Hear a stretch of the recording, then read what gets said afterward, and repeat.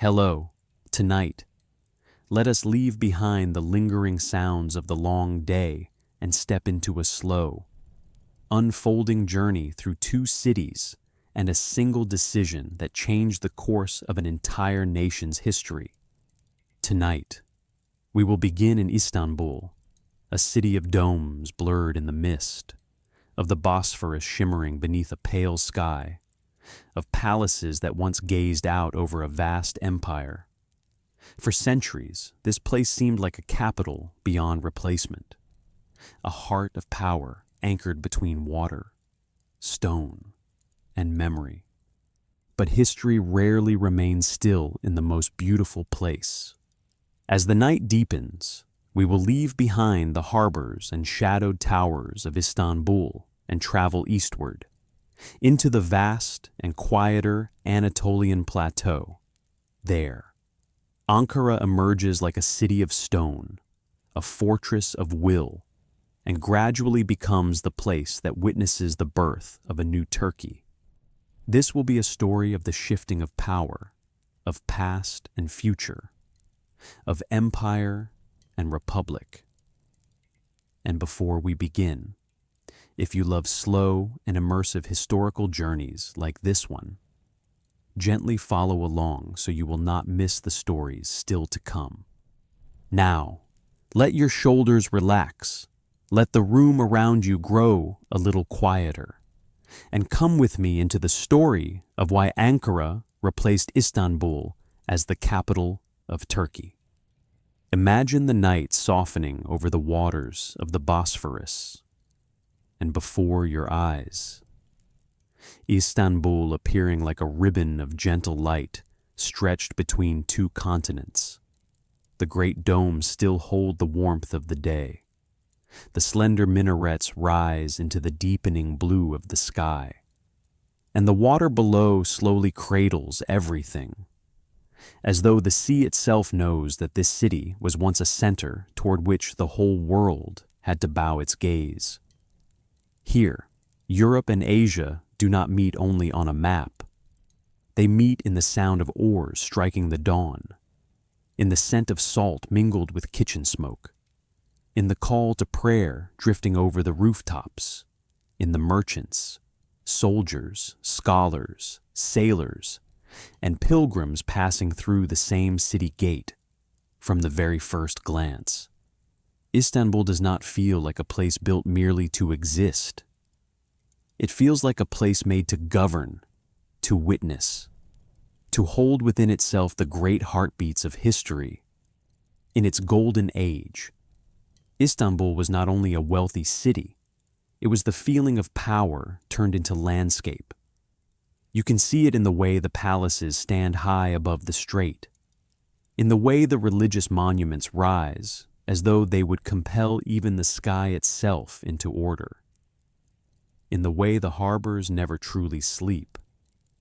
That city was at once an imperial capital, a gateway, and the place where news from deserts, mountains, steppes, and distant seas poured in like water into a deep bay.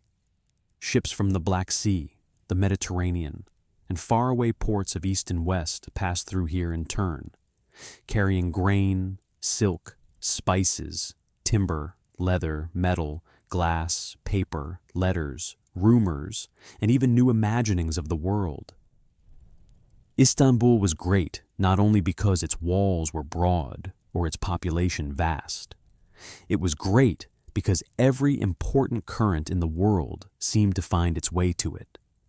If you were to enter the city from the sea on a clear morning, the first thing to touch you would perhaps not be the sound of voices, but the shape of the city emerging in layers. First, the ancient stone walls, thick and heavy as memory. Then the rooftops, crowded yet never chaotic. Then courtyards, stone columns, markets, rounded domes, minarets, and farther still, palaces glimpsed behind rows of trees. There is something strange about the morning light in Istanbul. It does not fall upon the city like stage light. It creeps slowly over stone, bronze, brick, and water, making everything appear both startlingly close and veiled by a faint mist of time. People come here for work, for duty, for ambition, or for faith. But so many of them, even without saying it aloud, feel as though they are stepping into a place larger than themselves. And as you move deeper in, you begin to feel the true rhythm of the capital. Istanbul is not only ritual and power. It is the smell of fresh bread just out of the oven, the smell of fish near the water's edge, the smell of leather, spices, damp wood from ships newly arrived, and the thin smoke rising from hearth fires in houses tucked along narrow streets. There are neighborhoods where goldsmiths bend low over their benches, where scribes guide their pens carefully across paper, where fabric shops open like strips of soft color in the shade, where the hammering of coppersmiths, the bargaining voices of merchants, the clatter of wooden clogs, the footfalls of horses, and the cries of children calling to one another blend into a stream of sound that never fully disappears. What is strange about Istanbul is that, for all its vastness, it never feels cold. It has the scale of an empire, and yet it remains full of small, intimate, deeply human rhythms. The heart of that city, of course, cannot be separated from its place beside the water. The Bosphorus is not merely scenery, it is an artery. Every morning, the first light falls across the sea as though laying down a thin sheet of silver. And the city wakes with its boats, its cargoes, its calls from the quays. The water here is not still like a lake, nor violent like the open sea beyond. It moves with purpose, as if it knows it is carrying the fate of trade, diplomacy, war, and peace. The people of Istanbul in that age must have understood this very clearly. They needed only to look out over the water to know that their city was growing richer, growing larger, listening to the world. A capital may be built of stone, but only when it can speak with the sea does it truly become the center of an empire. And above all that living rhythm stand the structures that make it impossible to forget that Istanbul is a city of symbols. The great domes are not merely roofs. They are like second skies, raised by human hands to contain prayer, power, pride, and the feeling of eternity. The slender minarets are not merely there to be seen from afar. They are like vertical stitches sewing the sky and the earth more closely together. When one stands in a great square, hearing birds wheel through the wide air, hearing the wind brush lightly against stone, one can feel that this city was built not only to serve daily life, but also to remind human beings that they lived beneath a larger order, an order of faith, of law, of the unmistakable presence of authority. But if we see Istanbul only through its monumental buildings, we miss the softest and most intimate part of it. This city is not only wide squares and great palaces, it also has slopes descending toward small docks, narrow alleys where sunlight enters only in thin fragments, courtyards filled with rustling trees, half-open windows on upper floors, small shops where people sit close to one another, rather than speaking loudly across a room. There are afternoons when the wind carries the dampness of the sea into residential quarters, passing over hanging laundry, wooden eaves, and stone steps worn smooth by the feet of many generations. It is in these less majestic places that Istanbul reveals itself as a city truly lived in.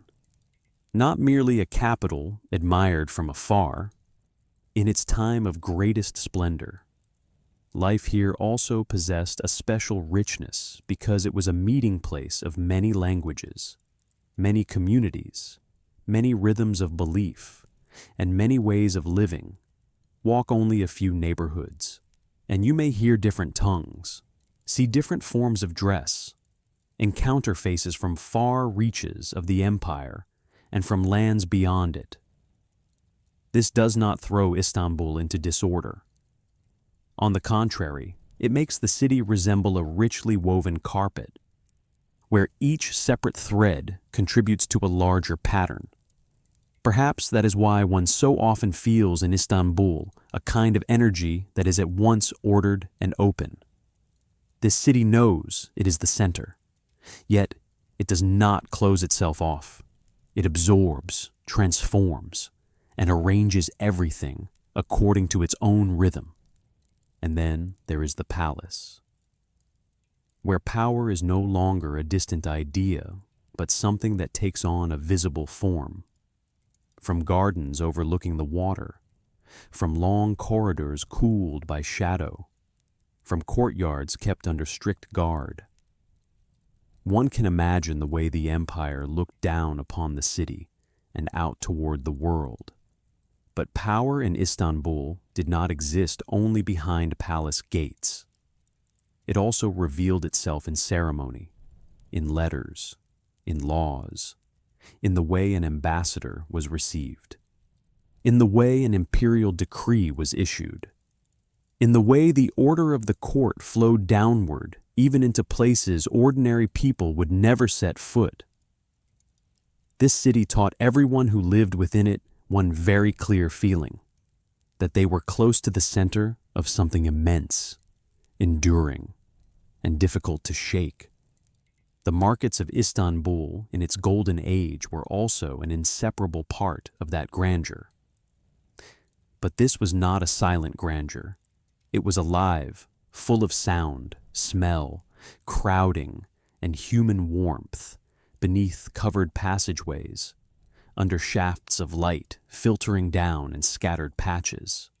Goods appeared like a miniature world of the empire, fabric soft as water, bronze gleaming gold, blue-glazed ceramics, spices, paper, ink, carpets, jewelry, daggers and swords, dried fruit, nuts, honey, olive oil, and countless objects of everyday life sat beside one another, as though all the wealth of many lands had been gathered up and laid in the city's lap. Buyers and sellers exchanged glances, voices, and familiar gestures. In those markets, power did not appear as insignia or soldiers. It appeared in a subtler form, the ability to draw all wealth and all the rhythms of life into a single center. But what makes Istanbul special is not only wealth, it is also time. This city carries many layers of time piled one upon another, and not a single layer ever completely vanishes. There are stones that were already there long before later generations stepped across them. There are walls that have witnessed ceremonies, military processions, celebrations of victory, prayers, days of mourning, and peaceful mornings repeating themselves across centuries. To live in Istanbul is to live in a place where the past never entirely recedes. It remains present in the shape of buildings, in the layout of streets, in the stories people tell, in the way they place their feet on the ground, as though always aware that beneath those layers of stone still sleep older cities, older empires, older dreams. Perhaps that's why the city so easily makes people believe in eternity, standing on a high place, looking out over the spread of domes, hearing the call to prayer travel from one quarter to another like waves of sound passing through the air, watching the Bosphorus shimmer in the distance. It is hard to imagine that such a center could ever one day lose its place. Istanbul, in its golden age, does not bear the appearance of fragility. It bears the appearance of something history itself has approved. Every road, every monument, every ceremony seems to reinforce the feeling that this is the natural destination of power. Not only the people who live in the city, but even those who come from outside, can easily believe that a place like this will remain forever where it is. And yet, even in all its vastness, what is perhaps most memorable about Istanbul is still the way it embraces everyday life. A simit seller at the corner of a street, a man rowing a small boat over silver-gray water at dawn, a seamstress working beside a window frame, a mother leading her child through the market, a scholar walking quietly beneath the trees, a cat curled asleep on a sun-warmed stone step. Every one of these very small things has a place within a capital that might otherwise seem reserved only for the grand. Istanbul does not crush the individual beneath its scale. It gathers people into its wide embrace and allows them to become inseparable parts of its shared magnificence. Perhaps that is why Istanbul is not only admired, it is also loved. As afternoon slowly sinks toward evening, the light changes color over the city with extraordinary gentleness. The domes shift from silver to pale gold, then to bluish gray. The Bosphorus stops glittering so brightly and becomes deeper and stiller. As though drawing the whole city into a long breath, activity in the harbors has not yet ceased, but it has grown less hurried. In the markets, voices soften. Kitchen smoke begins to rise in thin ribbons. Windows glow with lamplight, and above it all, the minarets stand in greater silence, like delicate needles pinned into the darkening sky. This is when Istanbul reveals another kind of beauty, less openly displayed than by day, but deeper, calmer, and harder to forget. At night, the city does not disappear, it merely softens. The great buildings remain like dark masses shaped with dignity. The water still moves gently under the moon or beneath a starless dim sky, and the wind passes over rooftops, walls, courtyards, and harbors, carrying with it the scent of salt and the faintest coolness.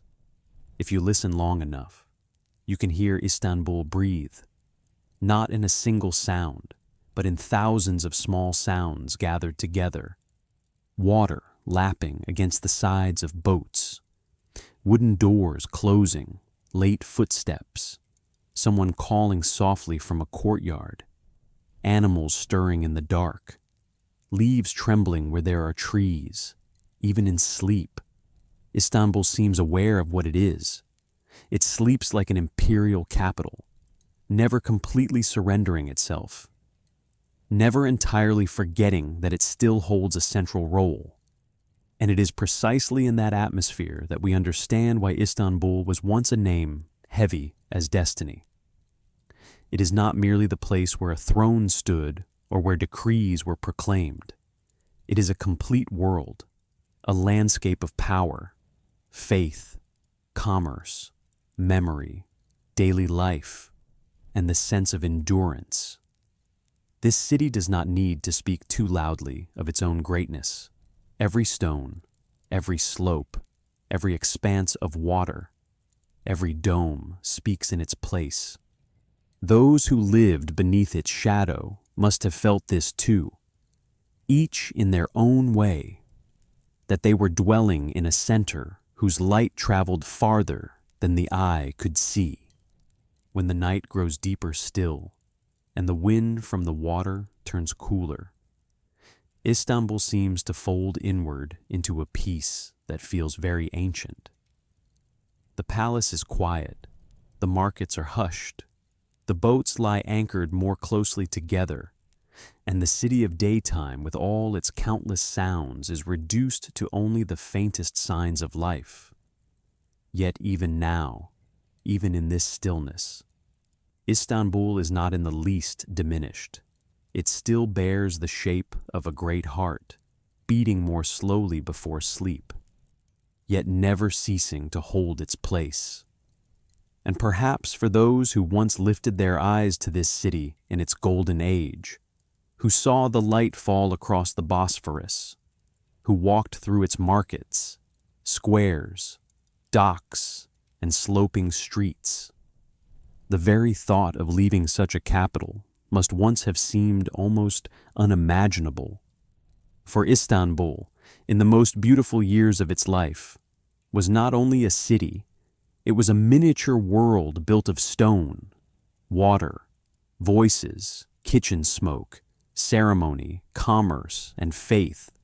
It was the place where every morning opened as though history itself were beginning again there, and every evening closed with the feeling that the center of the world was still safe, still luminous, still resting between the two shores of water and sky, in that peace, in that grandeur that never needed to boast.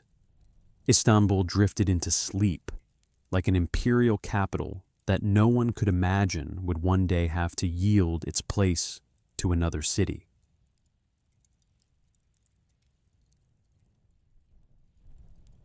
If the previous chapter was Istanbul bathed in the golden light of power, then this chapter is Istanbul when that light still remains, yet no longer belongs entirely to itself.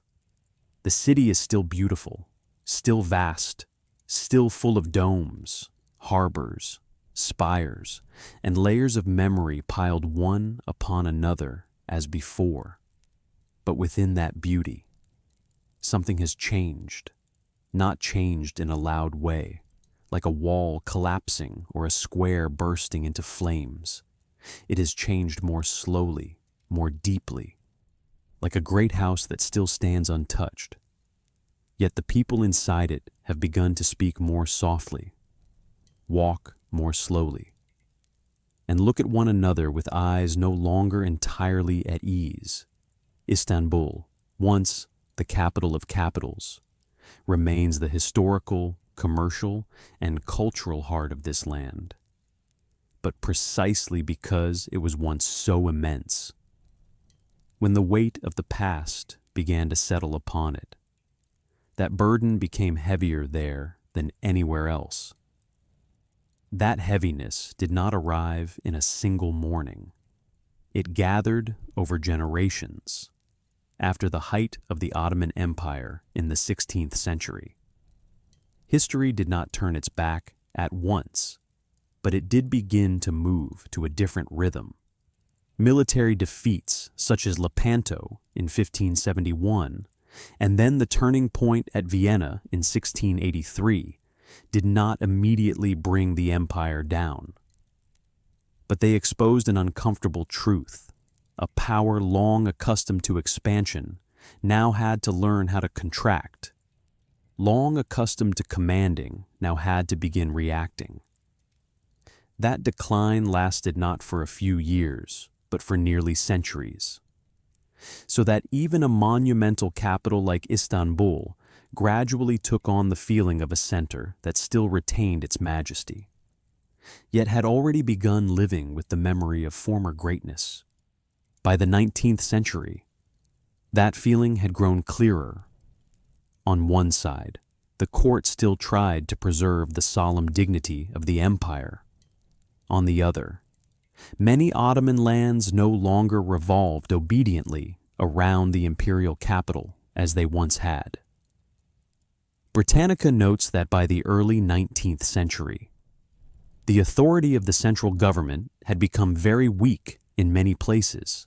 Egypt, under Muhammad Ali, had built something close to an independent center of power, while many provincial governors in Syria and Iraq expressed loyalty only in name. At the same time, the European powers applied increasing pressure. while nationalist movements in the Balkans and elsewhere began to widen like long cracks through a block of stone that once seemed unbreakable. Istanbul was still the capital, but from very early on, it had already been forced to live in the condition of both governing and fearing that the foundations beneath its feet were being slowly withdrawn. What makes this period especially haunting is that the Ottoman Empire did not stand entirely still. It tried to change. The Tanzimat reforms from 1839 to 1876 were introduced in the hope of modernizing the administrative apparatus, the legal order, and public life, while also reclaiming a measure of sovereignty that had been worn away by privileges granted to Europe. New laws, new forms of organization, new ways of thinking were all gradually put to the test in Istanbul. Those changes appeared not only in documents, but in the atmosphere itself, in offices, in schools, in court ceremony, in the bearing of an imperial capital trying to learn how to stand upright again in a world that had changed. But the more reforms were pursued, the more people realized the painful truth. Change was necessary, yet change did not always come quickly enough before outside pressures had already tightened too far. Perhaps nothing describes the decline of imperial sovereignty more clearly than debt. In 1881, according to Britannica, part of the Ottoman public debt was restructured under the Decree of Muharrem, and an institution controlled by Europeans, the Ottoman Public Debt Administration, was established to collect revenues for repayment. That was not merely a dry financial detail. It was a change in the very feeling of power. For when the revenues of a great empire begin to fall under the control of an organization bearing the hand of Europe within it, what is wounded is not only the treasury. What is wounded is also the pride of a court once accustomed to being the center. In Istanbul, amid palaces, offices, and bustling harbors, the shadow of debt and outside supervision began to slip in like cold seeping through a thick stone wall. Then came the years before the First World War, and everything grew even more fragile. The two Balkan Wars of 1912 to 1913 stripped the Ottoman Empire of nearly all the territory it still possessed in Europe, leaving only part of Thrace and the city of Adrianople, that is, Edirne. That meant Istanbul, once the center of an empire spread across 3 continents, now stood increasingly near the edge of what remained, rather than in the middle of a vast expanse as before. You can imagine what that must have felt like, a city born to look outward in many directions, gradually sensing that its geographical arms were being cut away. Piece by piece, waves of migrants, refugees, and uprooted families from the Balkans and the war zones poured into the capital as well, carrying not only their few belongings, but also the stunned grief of worlds that had come apart. But the heaviest blow came after the First World War. The Ottomans had stood with Germany and the Central Powers, and when the war ended in defeat, the price was not only territory or influence. According to the Turkish Academy of Sciences, the economic, political, and military hardships at the end of the war forced the empire to sign the Armistice of Mudros on October 30th, 1918. The agreement allowed the straits to be opened and the Allied powers to occupy the fortifications. In legal language, that was a clause. In reality, it was the door opening for a capital that had once commanded seas and continents to watch outside forces enter its very own space. Istanbul had not yet lost its beauty, but it had already begun to lose its sense of self-determination. And then, that moment arrived. On November 13th, 1918, according to the Turkish Academy of Sciences, Britain, France, and Italy entered and occupied Istanbul. Studies of the armistice period also record that only a few days after the ceasefire, dozens of Allied warships were already present in the harbor. Try to imagine that morning in the slow, breathing rhythm of a night story. The water was still the Bosphorus of every ordinary day. The wind still moved along the piers. The domes still caught the light. But upon that familiar background, there were now warships, strange flags, foreign troops, commands no longer issued wholly from within the city. It was a very particular kind of invasion, not the flaming breach of a city, as in ancient tragedies, but a cold occupation, procedural, uniformed, naval, signed and formalized, and for that very reason all the more chilling. That occupation was not only the sight of foreign soldiers on the streets, it quickly became a system. According to the Turkish Academy of Sciences, the Allied Occupation Administration was organized by British, French, and Italian high commissioners and generals who sought to direct the Ottoman government and even the Sultan himself through their instructions. The demand for housing, food, and provisions for the occupying forces kept increasing. The Ottoman army was pressured to disband, and military and naval material became targets. In a city once accustomed to feeling itself the place from which commands were issued, commands had now begun traveling in the opposite direction. The old corridors of power still existed, but the sound within them had changed. Beneath roofs, in offices, behind great gates, people began to live with a feeling that was hard to name. The city was still the capital in name, but someone else's shadow had fallen across it. Perhaps that is why Istanbul in this period became stranger than ever before. It did not fully collapse, nor did it become entirely paralyzed. The markets still had people moving through them.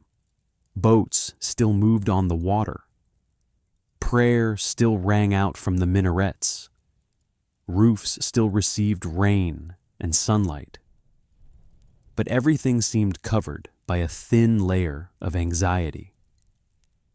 The city's population at that time was immense and diverse. Research on the armistice period shows that Istanbul had around 1.2 million inhabitants, nearly half of them Muslim, alongside Greek, Armenian, Jewish, Levantine, and foreign communities, not to mention the waves of refugees from the Balkans and from after the Russian Revolution of 1917.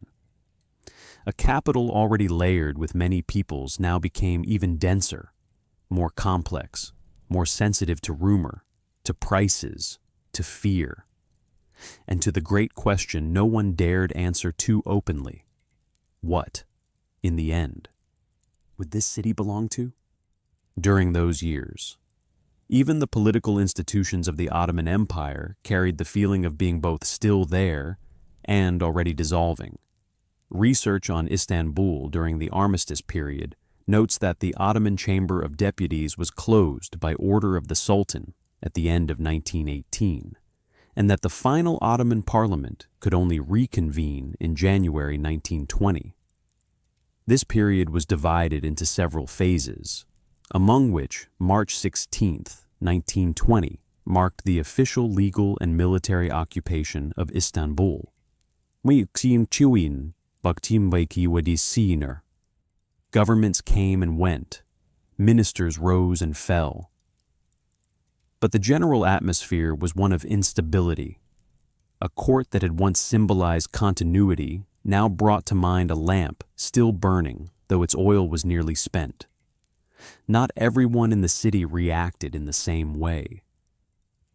But surely many people felt that they were living in the old rooms of an order steadily losing the ability to protect itself. Then came the Treaty of Sèvres in 1920, one of the names that made Istanbul's past feel heavier than stone. Britannica describes this treaty as a post-First World War agreement between the victorious powers and representatives of the Ottoman government, under which the Ottoman Empire was nominally abolished and required to renounce its rights over Arab Asia and North Africa. The treaty also provided for an independent Armenia, an autonomous Kurdistan, and Greek presence or control in certain strategic regions. Even though many of its provisions would later fail to become the final order of things, the very fact that such a treaty could be laid upon the table was enough to speak to the terrible decline of an empire that had once commanded the caution of the whole world. For Istanbul, it was the moment when rooms once filled with maps of conquest had to face maps now being cut apart by other hands.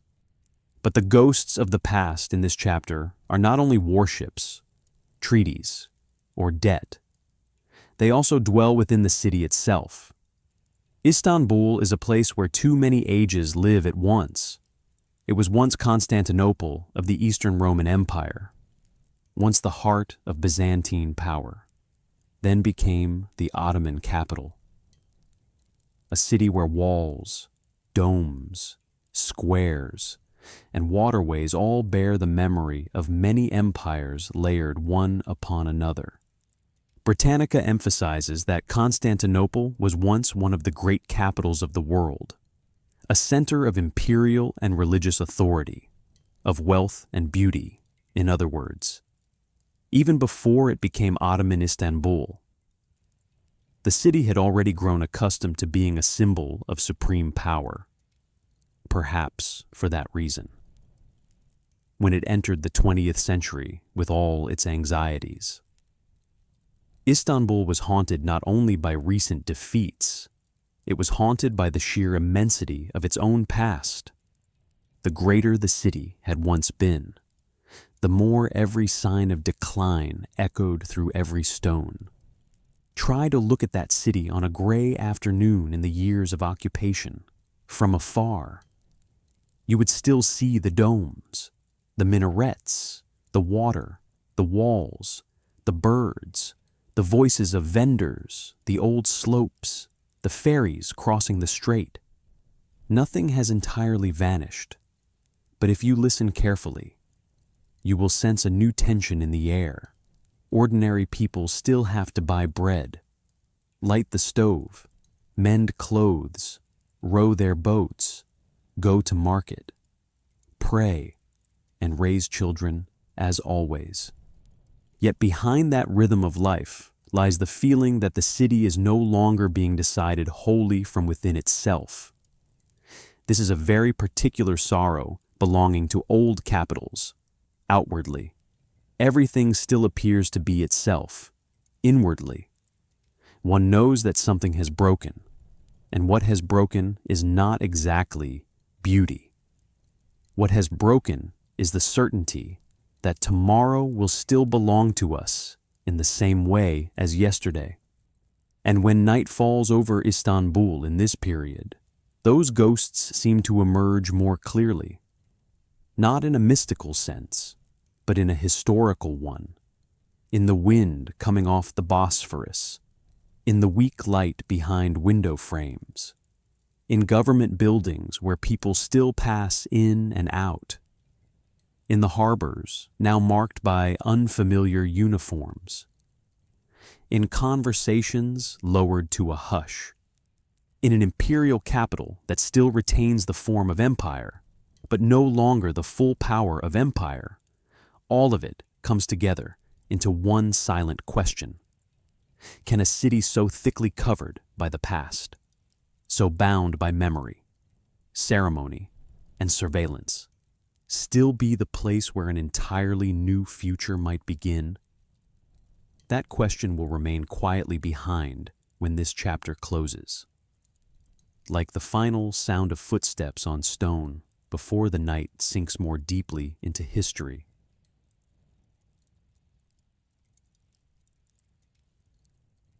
There are moments in history that do not resemble a battle, do not resemble a declaration, and do not resemble the sound of a dynasty collapsing. They resemble a road leaving the old place behind, passing through lands still veiled in mist, crossing towns no one yet imagines will enter history, and slowly leading a people from memory toward a new idea of the future. This chapter is such a road. It begins in Istanbul, but it no longer remains with Istanbul. It turns its back on the waters of the Bosphorus, leaves behind the corridors of the old imperial capital, and travels eastward into Anatolia, not like an ordinary journey, but like a change in the very direction of a political soul. After Istanbul was overshadowed by military defeat and the occupation of the Allied powers, turning toward the interior gradually became both a practical and a symbolic choice. To step out from beneath the shadow of a restrained court in search of a space that could still breathe by the force of its own will. If Istanbul is the city of the strait, of ships and domes reflected upon the water, then Anatolia opens in an entirely different rhythm. There, the land is wider, the wind drier, the distances longer, and even the sky seems higher. Britannica describes the central part of Turkey as a vast plateau, with flat or gently rolling lands rising to about 3,000 feet. While farther east, the terrain grows higher, rougher, and more mountainous. With Sivas lying near that transition, Göktürk also emphasizes that Ankara lies in central Anatolia, on the eastern edge of this great plateau, at an elevation of around 850 meters, amid golden wheat fields, open steppe, and a landscape severe in appearance, yet rich in historical depth. That shift in terrain alone is enough to change the tone of the story. From a capital by the water to an inland plateau. From floating splendor to a feeling that is dry, hard, enduring, and close to the earth. It is in that setting that May 19th, 1919 became a nearly inaugural date. Britannica writes that modern Turkish history may be said to begin on the morning Mustafa Kemal set foot in Samsun on Anatolia's Black Sea coast. He had been sent there under the pretext of restoring order, yet his appointment granted him unusually broad powers, enough to issue directives throughout Anatolia and require governors to obey them. That gave the journey a peculiar paradox from the very beginning. It started from within the old system, through the documents of the old government, yet opened the road leading beyond the reach of the old order. A great turning point in history does not always begin with a proclamation. Sometimes it begins with a departure. If you imagine it slowly enough, you will see that the journey was not noisy at all. First came Samsun, where the Black Sea coast bore none of the theatrical grandeur of the Bosphorus. Then from there, the road began to move inland, no longer the space of great harbors and foreign fleets, but longer roads, hill country, provincial towns, places where news still traveled by telegraph and horse, where people heard of the empire's fate not through court ceremony, but through rumor, official bulletins, and the very real anxieties of each region Britannica notes that after arriving in Samsun, Mustafa Kemal traveled inward to Amasya. That movement mattered not only geographically, it was the first step in leaving the coast behind and entering the deeper body of Anatolia, where the idea of the nation began to be placed within a space entirely different from the occupied imperial capital. In this chapter, Amasya is not merely a stopping point, it is the place where the voice of the journey begins to grow clearer.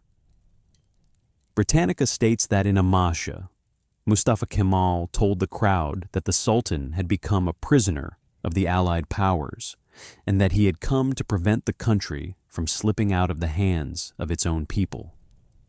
Then on June 22nd, 1919, according to documents of the Turkish parliament, he issued the Amasya Circular. That text is often seen as a directional turning point.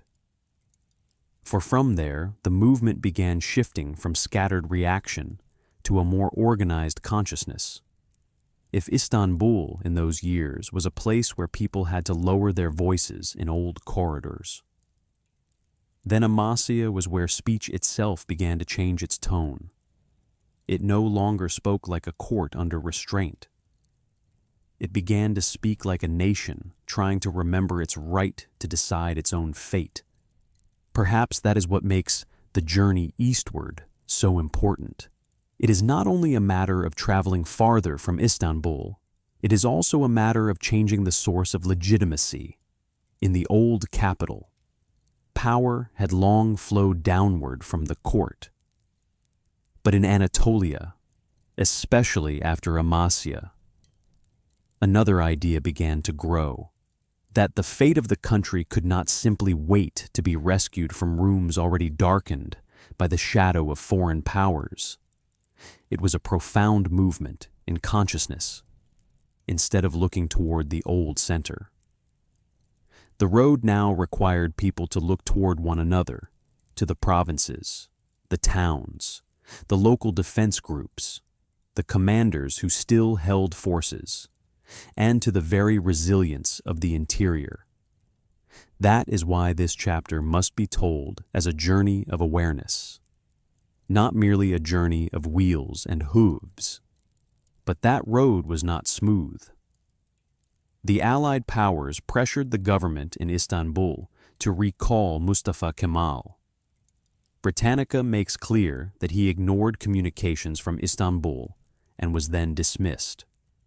By the evening of July 7th, 1919, he had formally resigned from the army. This detail may seem dry when read as simple chronology, but in the cadence of a night story, it is a very large moment. For, from then on, the man traveling that road was no longer traveling as a legitimate official of the empire. He was moving as one who had severed his official tie to the old center, yet continued to walk deeper into Anatolia. There are decisions in history that are not loud, yet sound like the closing of a door behind one's back. This was one of them. And then the journey continued to Erzurum. If Amasya was where the voice changed, then Erzurum was where the road began to find support. Britannica notes that when Mustafa Kemal arrived there, General Kazım Karabekir, commander of the 15th Corps with roughly 18,000 men, fully aligned himself with him and placed his forces behind the struggle now taking shape. Britannica calls this a decisive turning point. In the logic of this chapter, that means that going east was not only going farther away from Istanbul, but going toward places where attachment to the old center was no longer as strong as the feeling that the remaining land had to be saved by its own people, in visual terms. Erzurum also changed the journey again. Higher ground, harsher climate, a nearby frontier, and a tough atmosphere of eastern Anatolia that made everything here less soft, less ceremonial, but also more real and more resolute in Erzurum. The Erzurum Congress met from July 23rd to August 7th, 1919, according to Britannica and documents of the TBMM. There, Mustafa Kemal was elected its head, thereby regaining an official political standing after having left the army. The Congress drafted a document concerning the 6 eastern provinces, later known as a core part of the National Pact, emphasizing the inviolability of Ottoman lands inhabited by Turks at the time of the Mudros Armistice. That point alone shows that the journey into Anatolia was not merely a retreat or an act of concealment. It was the process of gathering the scattered pieces of the remaining country into a new mental map. People no longer spoke so much in the language of a vast empire. They began speaking in the language of the land that had to be held at all costs. Leaving Erzurum behind, the road continued again, and this time it turned toward Sivas. If Erzurum was where eastern Anatolia found its voice, then Sivas was where that voice began to widen. Britannica notes that Mustafa Kemal wished to extend the National Pact to the whole remaining Ottoman Muslim community, and for that reason he convened a national congress in Sivas. TBMM documents also state clearly that the Sivas Congress took place from September 4th to 11th. 1919. There, the defensive rights associations were brought together into a broader common framework, and a more authoritative representative body was formed in the rhythm of this chapter. Sivas feels like the moment when the road had gone far enough to cease being merely a departure. It began to become a network. People from different regions no longer simply shared the same anxiety. They began to share a common center of will. The most beautiful thing about Chapter 3 does not lie in the number of its milestones. It lies in the feeling of space itself shifting. From Samsun on the Black Sea coast, into Amasya, through Erzurum, and then to Sivas. Each stretch of road carries the story farther away from water, from fleets, from the exhausted symbols of the court, and closer to earth, to the depth of the continent, to a kind of strength less polished but more durable.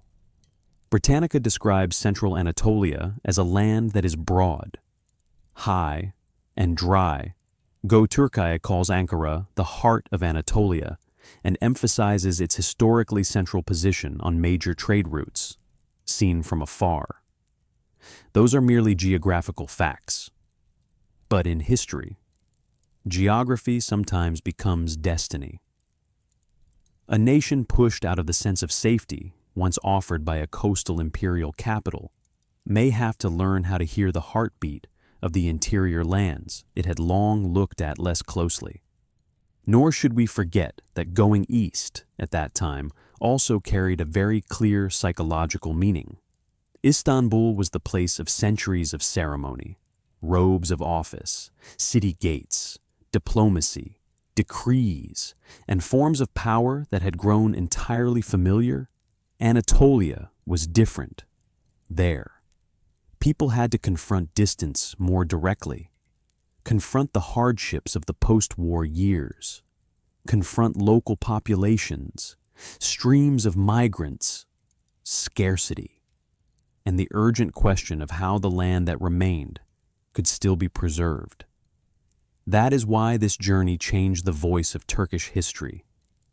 It became less courtly, less imperial, but at the same time more barefooted, more step-bound, more intimately tied to concrete survival. That also helps explain why, in national memory afterward, Samsun, then Amasya, Erzurum, and Sivas were not merely place names. they became steps in an awakening. Toward the end of this stretch, the road was still long, yet the logic of history had already changed. The center of the future no longer naturally belonged to the most beautiful place, the most famous place, or the place that had once been most glorious. It was leaning steadily toward the place that could connect, endure, organize, and summon together what remained of the country. Go-Turkey emphasizes that Ankara had long stood at the intersection of major routes and had long been a historical center in the middle of Anatolia. Tuba also notes that its railway and road conditions, along with its military position, made Ankara different from many other urban centers during the national struggle. But here, in Chapter 3, we do not yet need to step fully into Ankara. What matters more is recognizing that after Samsundax, Amasya, Erzurum, and Sivas, the road of history had learned how to turn its face toward the interior. And once history has turned that way, it very rarely turns back exactly as it was before. When night falls over Anatolia in our imagination, everything becomes wider and quieter.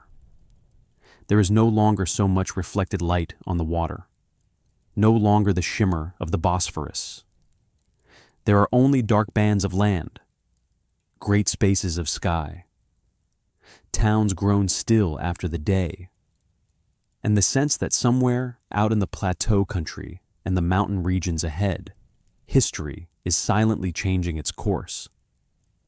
The journey eastward, therefore, is not merely a transitional passage between two centers. It is the shifting rhythm of the entire story, from a city weighed down by the past to a land that may still bear the future. And it is in that quietness, on roads longer than speech itself, that people begin to feel that the new heart of the nation will not be born upon the water, but deeper inland, where the plateau receives the wind and keeps its secrets for a very long time. V.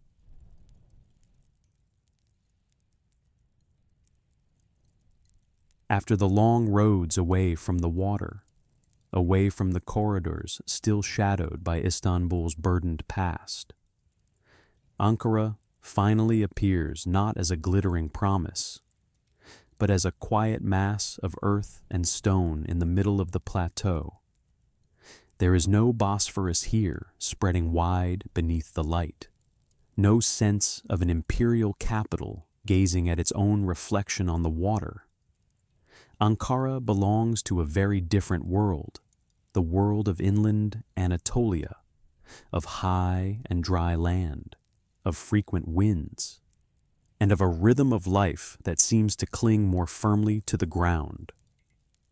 Britannica describes the central part of Turkey as a vast massif, more varied in terrain than the very word plateau suggests, while Go-Turkey calls Ankara the heart of Anatolia, a city lying at the center of major roots and layers of civilization that have overlapped there since very early times.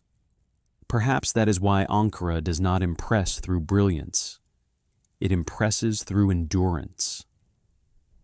This city makes one think of a hand resting on stone, of a place capable of standing still for centuries without needing to display too much of itself. As you enter that land in imagination, you immediately feel the change in the air. The wind here seems rougher, less humid. The light, too, does not soften and diffuse as it does in a city by the water, but falls upon the earth with a more candid directness, bringing out the slopes, the walls, the courtyards, and above all the upper part of the old city. Ankara does not enchant through softness. It persuades through certainty, as though from the very beginning it had been shaped to endure. At the center of that feeling stands the old fortress of Ankara, the Ankara Citadel, or Ankara Kalesi. Göturkia describes it as a structure first raised as a stronghold, then shaped over the centuries by many different civilizations.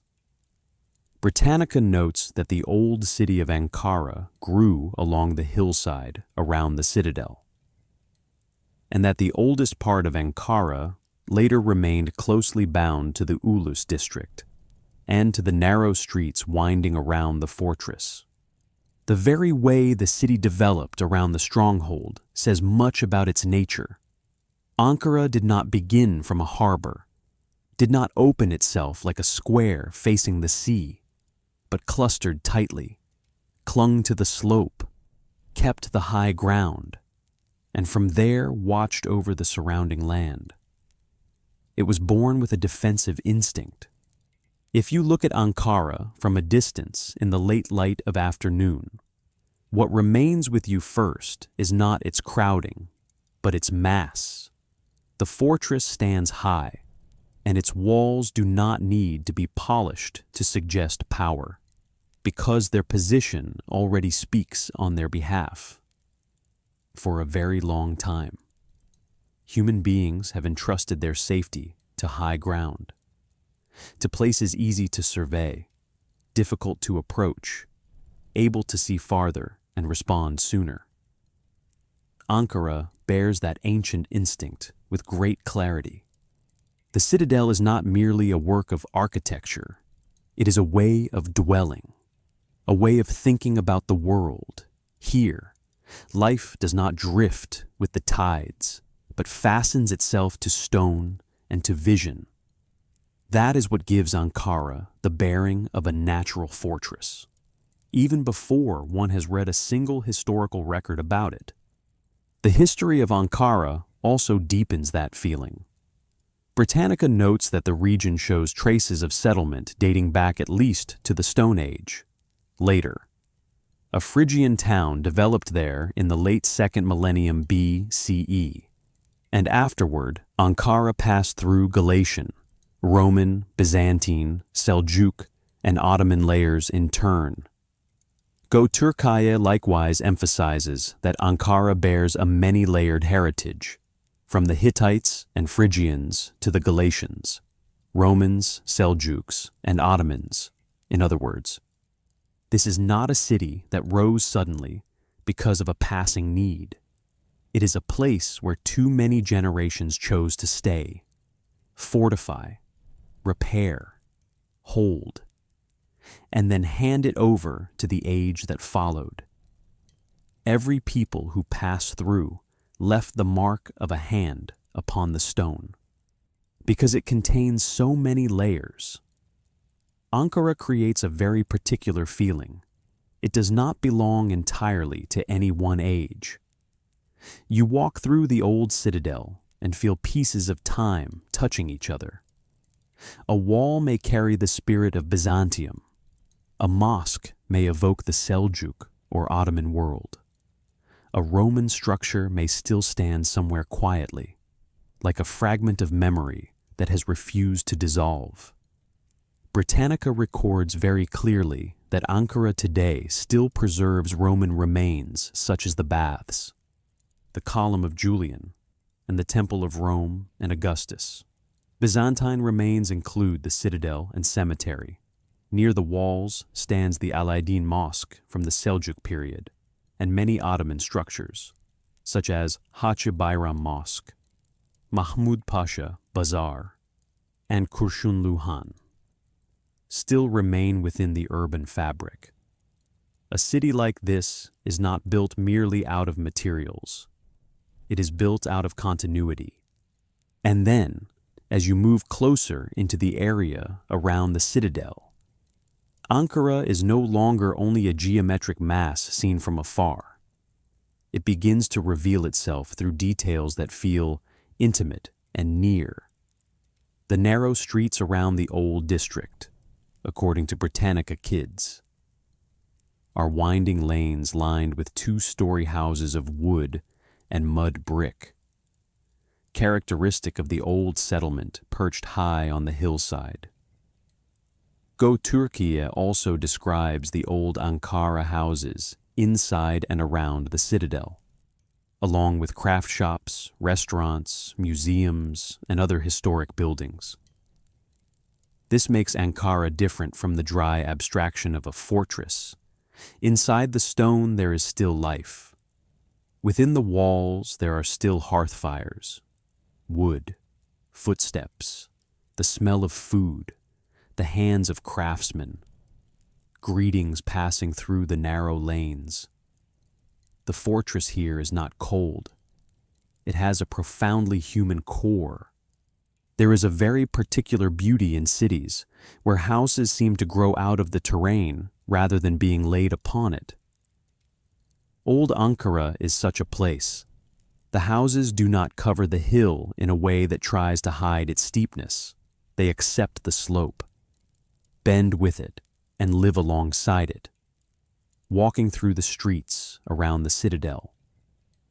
One feels as though one is moving through a structure formed gradually over many generations, rather than drawn all at once upon a flat map.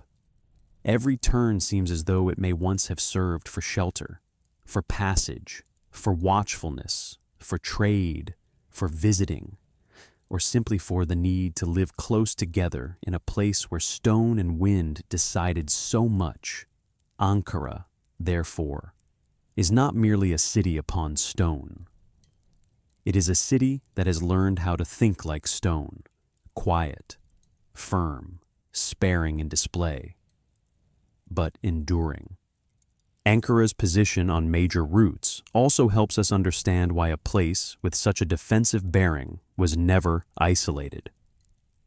Britannica states clearly that after returning under Ottoman control in the early 15th century, Ankara gradually regained its role as a commercial and urban center because of its location on the caravan route eastward.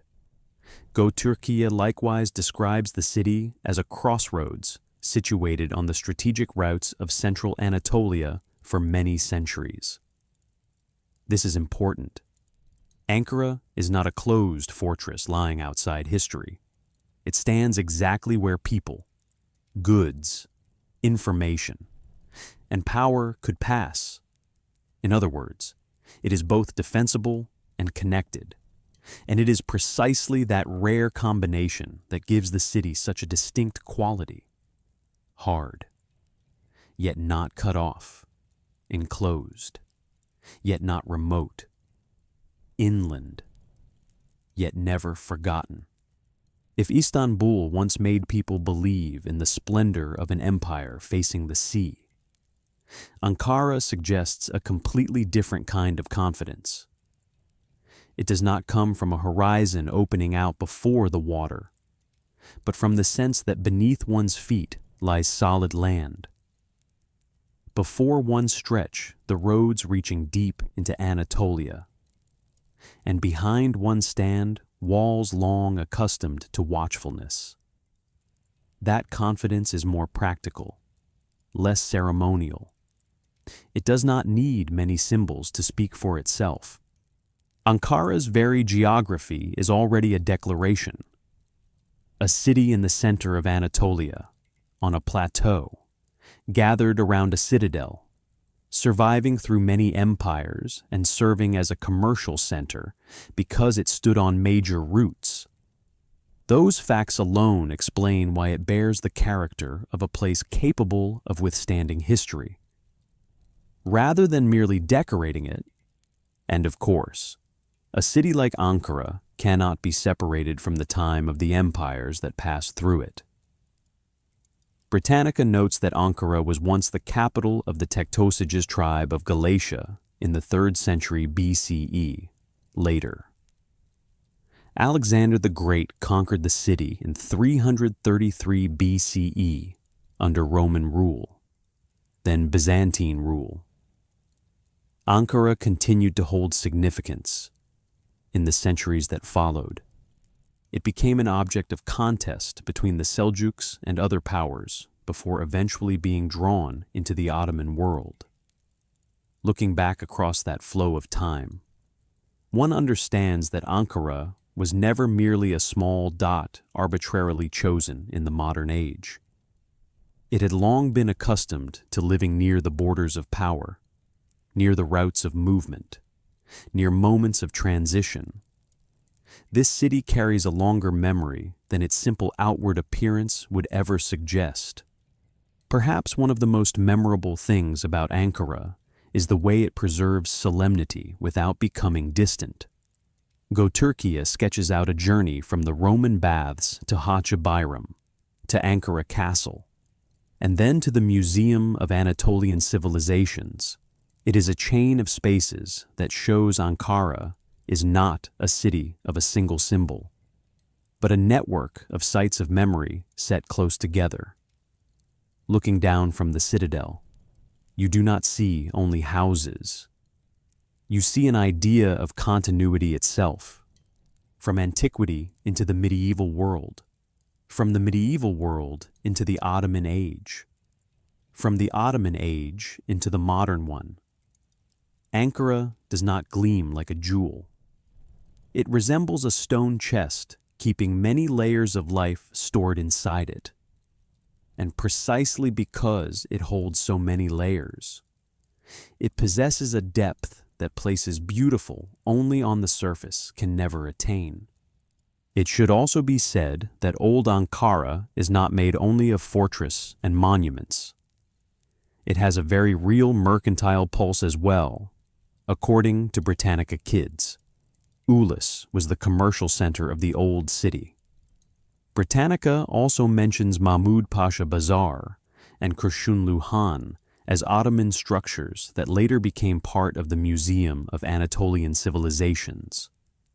That detail alone is enough to evoke an Ankara of markets, warehouses, inns, goods, travelers, and men on the road, in a city on a caravan route. That is only natural. One needs little imagination to hear the sound of wooden clogs on stone, horses stopping in the Han courtyard, bales of goods being unloaded, conversations about roads, weather, prices, and news from farther regions to the east. The fortress does not stand alone. It stands beside life. As evening descends over Ankara, the beauty of the city reveals itself even more clearly in its discreet way. The light loses its harshness. The walls become more subdued. The narrow alleys seem to deepen, and the wind moves along the slopes with a feeling that is clean and dry. Looking down from above, one can understand why this place was once loved as a firm standing point in the middle of Anatolia. Not because it was more dazzling than other cities, but because it was compact, steady, ordered, well-positioned, capable of holding itself together. Cities like this do not overwhelm at first glance. They remain longer in the mind because they inspire trust. Ankara is such a place. It does not promise the enchantment of empire. It promises the endurance of the earth. And it is here, in the dry wind and quiet of a city of stone, that we begin to understand more clearly the great contrast forming within this story. Istanbul is the city of water, of imperial memory, of reflection, and of the layers of ceremony that once draped an entire world. Ankara is the city of height, of inland roads, of walls, and of the layers of time exposed in stone. One is like a long song about power already formed. The other is like a hard clod of earth clenched in the hand, less ornate but more real. And when history enters its seasons of uncertainty, sometimes what people need most is not the most beautiful place, but the place that stands most firmly. That truth has not yet flared into fire in this chapter, but it has already revealed itself in the very shape of the city. Night falls differently over Ankara than it does over Istanbul. There is no water to prolong the sky's shadows. There are no great reflections to soften everything. Here, night settles onto stone walls, onto the hillsides, onto the old houses and the streets winding around the citadel. It makes the city seem quieter, lonelier, but also more truthful. In the silence of the plateau, one can imagine Ankara like a hand closing around its hardest inner core, a fortress upon stone.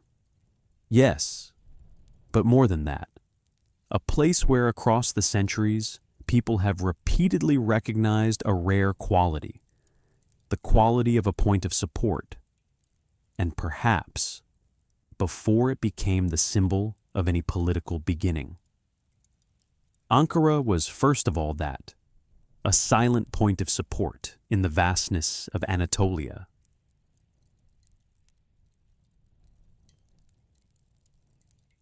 Some cities enter history through the ringing of bells, through coronations, through fleets arriving beneath radiant domes. But there are also cities that enter history in an entirely different way. Slower, drier, less adorned, like a spark kindled in the wind of the plateau. Ankara is such a place. At the end of the previous chapter, it was still a city of stone, a fortress on the hillside, a silent point of support in the vastness of Anatolia. But in this chapter, that very place begins to warm beneath another kind of heat, the heat of determination, of anxiety, of strength gathered from many lands, and finally of a nation being born in what seemed an hour of despair. After the First World War, Ankara gradually became Mustafa Kemal's center of resistance against both the helpless Ottoman government and the invading forces. And from that seemingly modest inland city, a new center of power began to take shape. December 27, 1919 is often remembered as the day Ankara ceased to be merely Ankara. According to the official biography of Ataturk, published by the Ministry of Culture and Tourism of Turkey, Mustafa Kemal was welcomed in Ankara that day with great enthusiasm. The phrase may sound brief, but if we imagine it slowly enough, we can feel an entire atmosphere contained within it. This was not the sort of reception an old imperial capital gives to a ruler whose place has long been secured. This was an inland city opening its heart to a new direction in history. After Samsun, Amasya, Erzurum, and Sivas, the road had now arrived at a place capable of keeping the fire alive longer. Ankara did not welcome a procession entering an old ritual. It welcomed a new possibility, that the destiny of the nation would no longer be decided chiefly in the rooms of Istanbul, darkened by the shadow of occupation. And then, very quickly, Ankara ceased to be a stopping place. It became the place to remain. This is the most important movement in this chapter. In old capitals, power often seems to have always been there, as though it were born together with the palaces and the squares. In Ankara, by contrast, new power did not seem ancient or effortless. It had to be built from the beginning, through meetings, decrees, debates, communication sent out under wartime conditions, and through the growing trust of those who no longer expected anything from the old order. That is why the fire in Ankara was not the fire of inherited glory. It was the fire of beginning again with almost empty hands. Britannica captures it succinctly after the First World War. Mustafa Kemal transformed Ankara into the center of resistance. Only one sentence, yet enough to place that city of stone at the heart of a new current of history. If you were to pass through Ankara in imagination during the opening months of 1920, you would not see a finished capital. You would see a place both hard and hurried. The streets were still the streets of an inland town.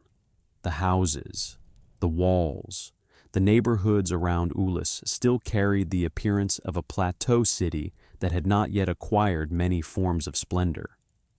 Yet perhaps it was precisely in that modesty that Ankara fit the moment so strangely well.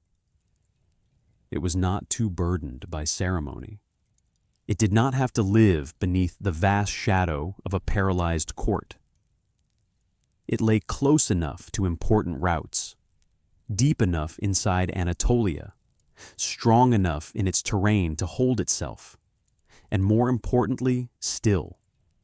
It was new enough in its political role for an entirely different center to be formed from within it. What a new nation needed then was not a beautiful stage. It needed a place that could work, endure, organize, wait, and not collapse the moment the wind turned colder. Then came April 23rd, 1920, a day that would shine for a very long time in the national memory of Turkey. According to the Ministry of Culture and Tourism of Turkey, the first day of the Turkish Grand National Assembly was one of the most important steps on the road toward the founding of the Republic. The official page of the War of Independence Museum in Ankara also notes that the building in Ulis served as Turkey's first assembly building from April 23, 1920 to October 15, 1924.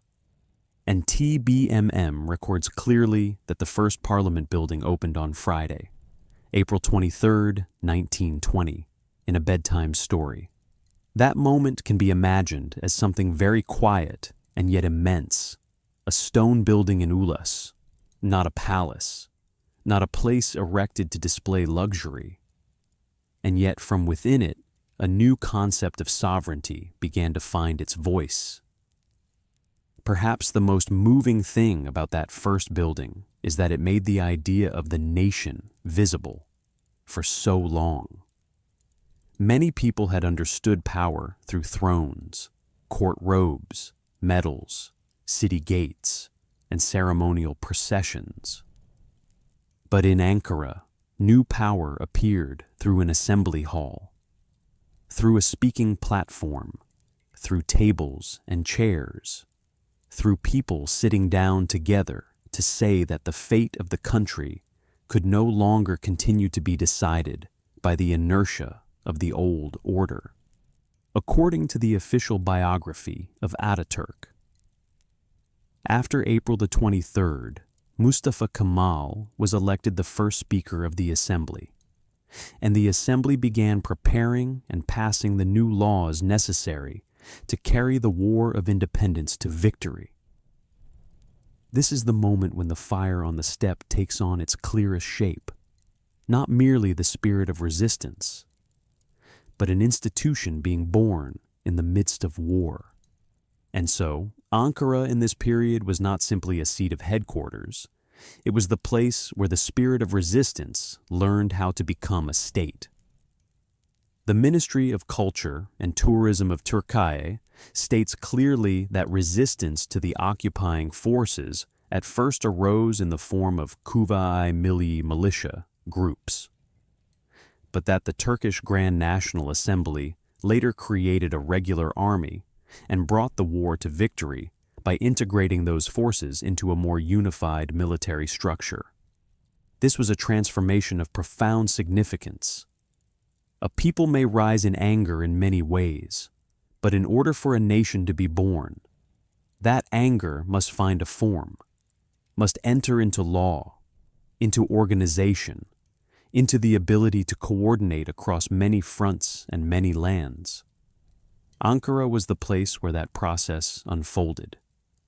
It did not merely keep the flame.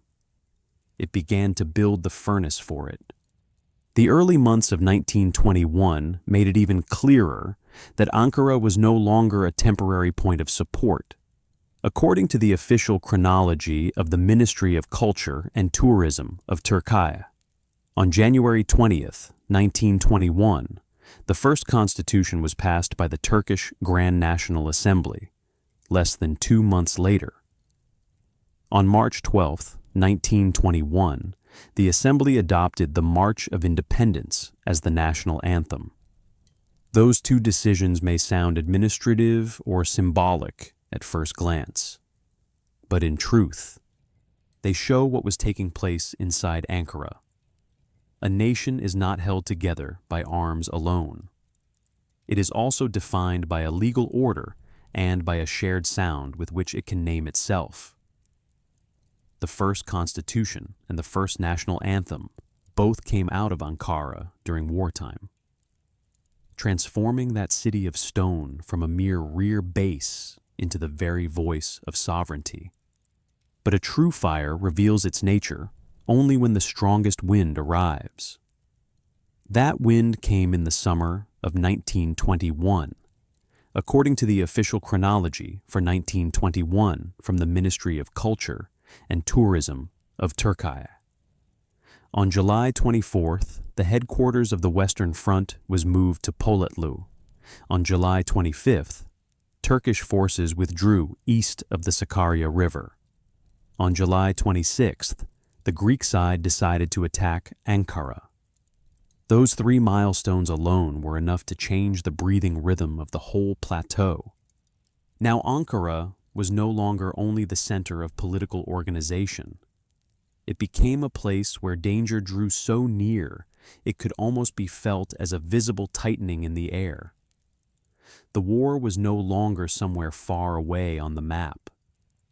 It was moving directly toward the new heart that was just beginning to form, in the cadence of a night story. This is a very unusual stretch of history, because it is not loud in the manner of cinematic warfare. It is the feeling of constriction, a city of stone in the middle of Anatolia, whose streets still bore none of the appearance of a great capital, now had to become the spiritual center of the entire resistance just as the enemy came closer. The Ministry of Culture and Tourism of Turkey notes that on August 5th, 1921, a law was passed granting Mustafa Kemal the post of commander-in-chief with broad powers for 3 months, only 2 days later. On August 7th to 8th, he issued the national obligation orders to mobilize provisions from the people for the army. The scene here is not that of a court sending decrees from afar. It is the concentration of everything upon survival. A nation being born had to rely on food, cloth, livestock, carts, tools, human labor, things very real, very near the hearth, very close to ordinary life. The fire on the steppe, therefore, did not burn by ideals alone. It burned through the quiet contribution of an entire society. Then the Battle of Sakarya began on August 23rd, 1921, according to the official chronology of that year.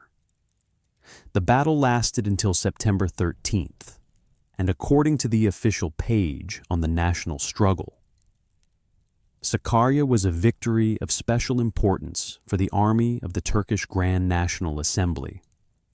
We do not need to recount every assault or every hilltop to feel the scale of it. What matters is to see that Ankara, at that moment, lay immediately behind that battle, like a heart pushed frighteningly close to a zone of danger. The meaning of the city changed completely in those days. It was no longer merely the place where documents were signed and deputies convened. It became the place where, if the defensive line broke, the dream of a new nation might be strangled before it had fully grown. That is why Sakarya was not only a military victory. It was the moment when the fire was not extinguished by the wind of the steppe after that victory. The rhythm of the story changed. On September 19th, 1921, according to both the Ministry of Culture and Tourism of Turkey and the official biography of Ataturk, the Turkish Grand National Assembly bestowed upon Mustafa Kemal the rank of Field Marshal and the title of Ghazi. This was not merely a personal honor. It showed that Ankara had now become capable of conferring recognition, of confirming, of saying to itself and to the world that the will of resistance was no longer a scattered cry. It had a center, a symbol, a leader, an army, an assembly, laws, and a memory of victory. A nation, before it's declared on paper, is often already felt in the hearts of people, and perhaps in Ankara after Sakarya. That feeling had become unmistakably clear. But that fire was not seen only from within Anatolia. It began to be seen from outside as well. According to Britannica, the Treaty of Ankara of October the 20th, 1921, between France and the Grand National Assembly in Ankara, formalized France's de facto recognition of the Ankara Assembly, rather than the government of Sultan Mehmed VI in Istanbul, as the sovereign authority in Turkey. Britannica also emphasizes that the agreement helped the nationalist movement by exposing differences between France and Britain, while at the same time freeing nationalist forces from the southeastern front so that they could focus on the western one. This was a deeply significant turning point in the logic of this chapter. A fire once kindled in the interior had now grown bright enough to force outside powers to alter the way they looked at it. Ankara was no longer merely a place of resistance. It was beginning to be recognized as the place from which sovereignty itself emanated. If we look back over the entire path of this chapter, we can see that it does not truly tell the story of a city growing in the urban sense. It tells the story of a city suddenly compelled to carry within itself the weight of a nation. Ankara was still plateau, still stone, still dusty roads, still the old districts around Ulis, still far from having the appearance of the modern capital it would later become. But precisely because it had not yet been covered over by too many layers of ornament, it could become a place into which the energy of rebirth entered directly. According to the Ministry of Culture and Tourism of Turkey, the opening of the assembly on April 23, 1920, foreshadowed the birth of the new state. And the assembly's successful leadership of the War of Independence ensured the formation of the new Turkish state. In other words, the fire in Ankara was not a romantic image. It was an institutional, military, and spiritual event all at once.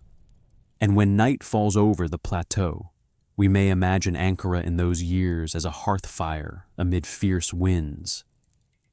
Around it there is war, scarcity, pressure, retreats, tense meetings, urgent orders, and the quiet sacrifices of ordinary people and soldiers. But at the very center of it all, the fire still burns. It burns in the first assembly building in Ulis. It burns in the laws passed during wartime. It burns in the first constitution, in the first national anthem, in the resistance at Sakarya, and in the moment when a great power like France recognized Ankara as the center of actual authority. A new nation does not need to appear in full for people to know that it is taking shape. It is enough simply to look at Ankara in those years to understand.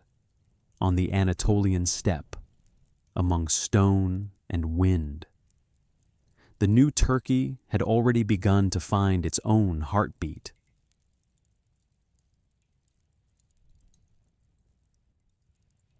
When a city becomes a capital, What changes is not only the name written on paper. The ground beneath its feet begins to change as well. Old roads suddenly become too narrow for the new footsteps of history. Houses once sufficient for an inland town suddenly are no longer enough for ministries, delegations, embassies, offices, and the ceremonies of a state growing with astonishing speed. After 1923, Ankara entered precisely that kind of transformation. Britannica notes that Ankara, where Mustafa Kemal had established the headquarters of the resistance movement in 1919, was declared the capital of Turkey in 1923. But what is most compelling lies not only in that decision. What is compelling lies in what followed. A rather modest plateau town began to learn how to assume the form of a modern capital. If you look at Ankara in that moment of transition, you will see a striking contrast. To the north lies Ulis, the old part of the city around the citadel, with its narrow alleys, low roofs, and Roman, Seljuk, and Ottoman layers stacked upon one another in stone, wood, and the dust of time. UNESCO describes Ankara before modern planning as a modest little town, a humble urban settlement that had grown around its historic fortress district. To the south, meanwhile, on land not yet burdened with too many architectural memories, another Ankara was about to be drawn into existence. Not through the spontaneity of many generations, as in the old quarter, but through plans, axes, squares, government institutions, and a very new idea of urban order. It was precisely in the distance between these two halves that Ankara's great transformation began. What made Ankara different from many other cities was that it was not expanded merely to accommodate population. It was shaped to express a political ideal. UNESCO states very clearly that Ankara's built environment from the 1920s through the 1970s is an outstanding example of 20th century modern capitals, and that its modern urban layout itself came to represent the new Republic of Turkey. In other words, Ankara was not built merely to function. It was built to say something about the Republic, that this new order wished to be visible in stone, in boulevards, in squares, in public buildings, and in everyday life. A city that had once been a fortress on stone now had to become the face of the future.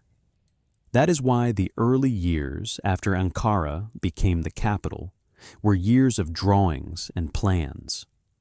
UNESCO notes that in 1924 to 1925, because of the need for an overall scheme for basic infrastructure, the government commissioned the German architect Christoph Lürscher to prepare a development plan.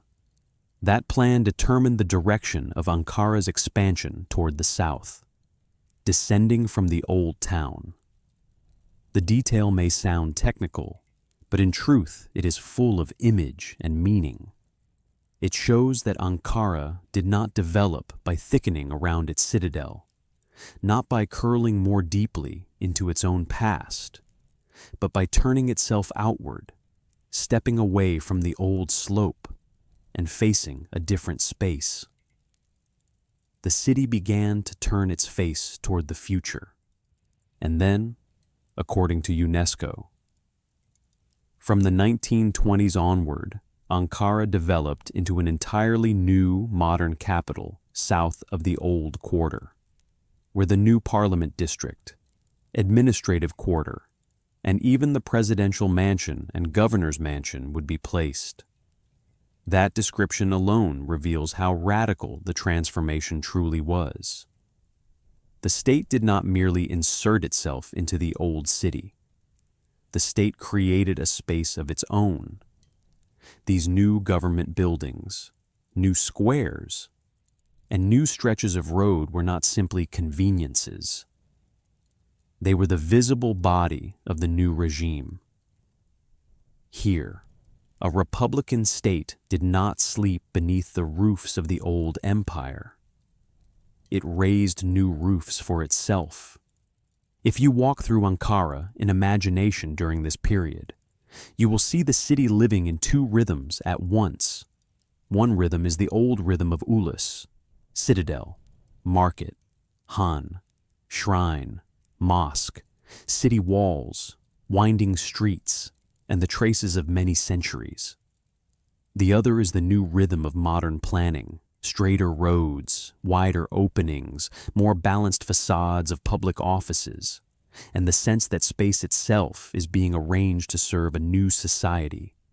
UNESCO emphasizes that Ulus still contains both the modern urban fabric of the Republican era and a multi-layered landscape with Roman, Seljuk, and Ottoman remains. While Kuzile later became the new center formed from the first planned residential quarter of the modern capital. Yenişehir. That is what makes Ankara a very unusual city. It does not sever itself completely from the past, but neither does it allow the past to determine the whole shape of the future. Between these two parts, an axis began to emerge like the spine of the new city. UNESCO calls Ataturk Boulevard Ankara's principal axis, not only in a spatial sense, but in a social one as well. Ulus in the north and Kızılay in the south were gradually connected by this road, and along it, many public buildings, squares, and civic spaces would appear one after another. If the Bosphorus had once been the bloodstream of Istanbul, then Ataturk Boulevard became the longitudinal artery of Republican Ankara. It was not a flow of water, it was a flow of will laid out in the form of a roadway, linking the old quarter to the new, linking memory to planning, linking the small town of earlier days to a capital, learning how to walk more straight, more wide, and more bright. This transformation also carried a distinctly international tone. UNESCO notes that Ankara's construction was deeply influenced by exchanges with 20th century European urban planning and architectural thought, and mentions names such as Clemens Holzmeister, Ernst Egli, Bruno Taut, and Paul Bonetz as experts who played significant roles in shaping the new capital. This does not mean Ankara became a copy of Europe. UNESCO stresses instead that Ankara's built environment was the result of interaction between local elements, tradition, and modern international approaches. In other words, this great transformation was not a shedding of skin through self-denial. It was a blending, the ancient stone of Anatolia, Ottoman memory, and the fresh breath of modernism standing side by side. Perhaps that is why Ankara, in the early Republican period, possessed a beauty entirely its own. It did not charm through luxury like imperial capitals, but through brightness, order, and intention. A square here was not merely an empty space. It was a place where the new citizen of the Republic could appear. A government office was not merely a place of work. It was a place where the state presented itself before the people. A public park was not merely a place to rest. It was also a sign that modern life, modern leisure, and modern urban rhythm were now being regarded as part of the new society. UNESCO writes that the public buildings and public spaces in Ulus, Kızılay, and especially along Ataturk Boulevard remain witnesses to the formation of a new social and spatial order for the Republic. This shows that Ankara did not merely change its appearance. It changed the very way people were invited to live within the city. But every great transformation comes with its own price. Ankara could not remain forever a pure drawing in the middle of the plateau. As the population grew, as the machinery of state expanded, And as the Second World War passed and migration from rural areas began to intensify, the city's voice changed as well. UNESCO records that, after the Second World War, Ankara's population increased rapidly as people poured in from nearby cities and the countryside. Housing pressure produced taller new developments in an international, modern style for the middle and upper classes. While at the same time, informal settlements appeared at the edge of the planned area. A capital born from a modern ideal now had to confront the very real problems of modernity: growth too fast, inequality, and housing pressure.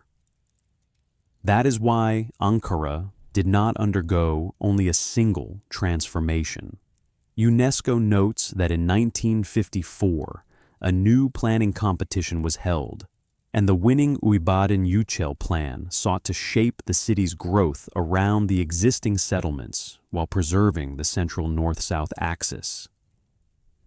This detail is especially memorable because it shows that even after the city had grown larger, planners still understood that the soul of modern Ankara lay in the structure formed during the early decades of the Republic.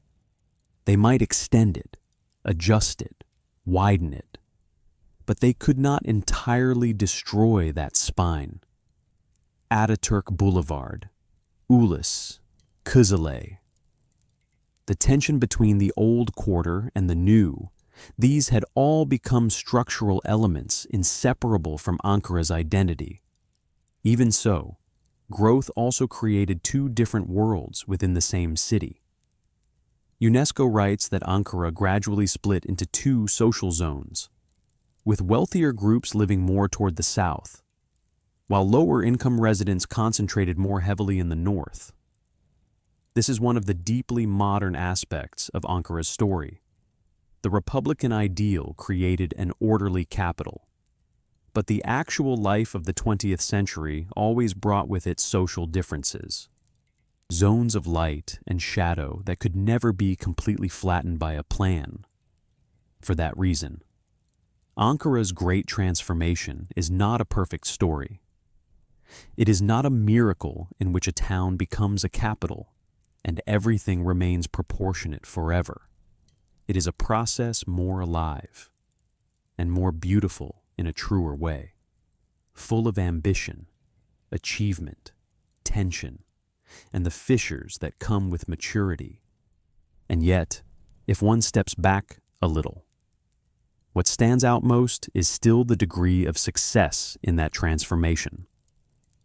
UNESCO observes that Ankara's shift from a small town into a modern capital is a success story, and that although the city has expanded enormously, the core elements of the original Republican layout remain clearly visible.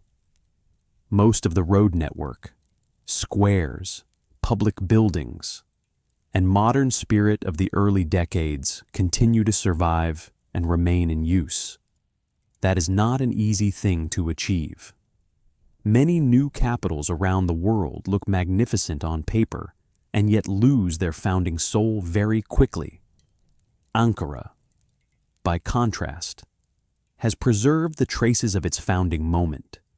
Modernity used as a language to speak about the nation, an urban space used as a way to organize the future.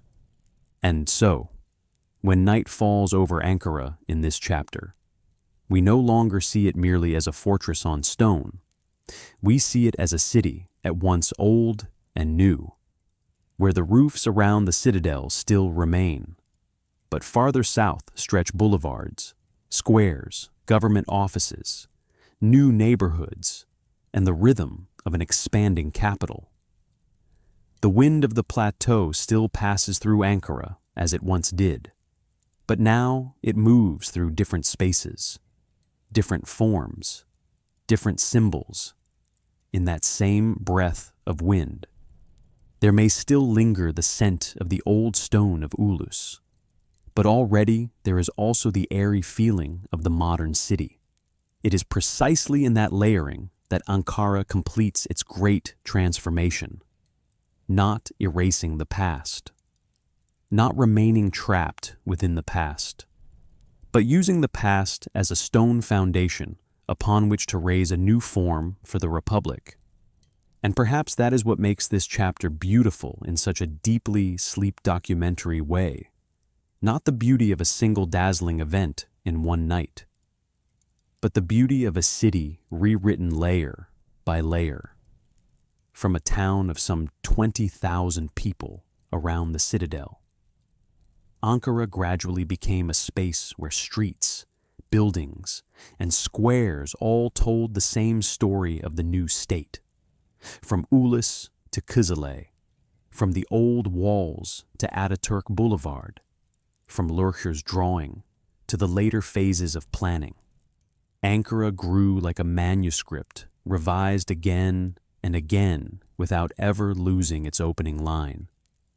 And in the stillness of the plateau, one can feel very clearly that this transformation did not merely change a city, it changed the way a nation saw itself in space.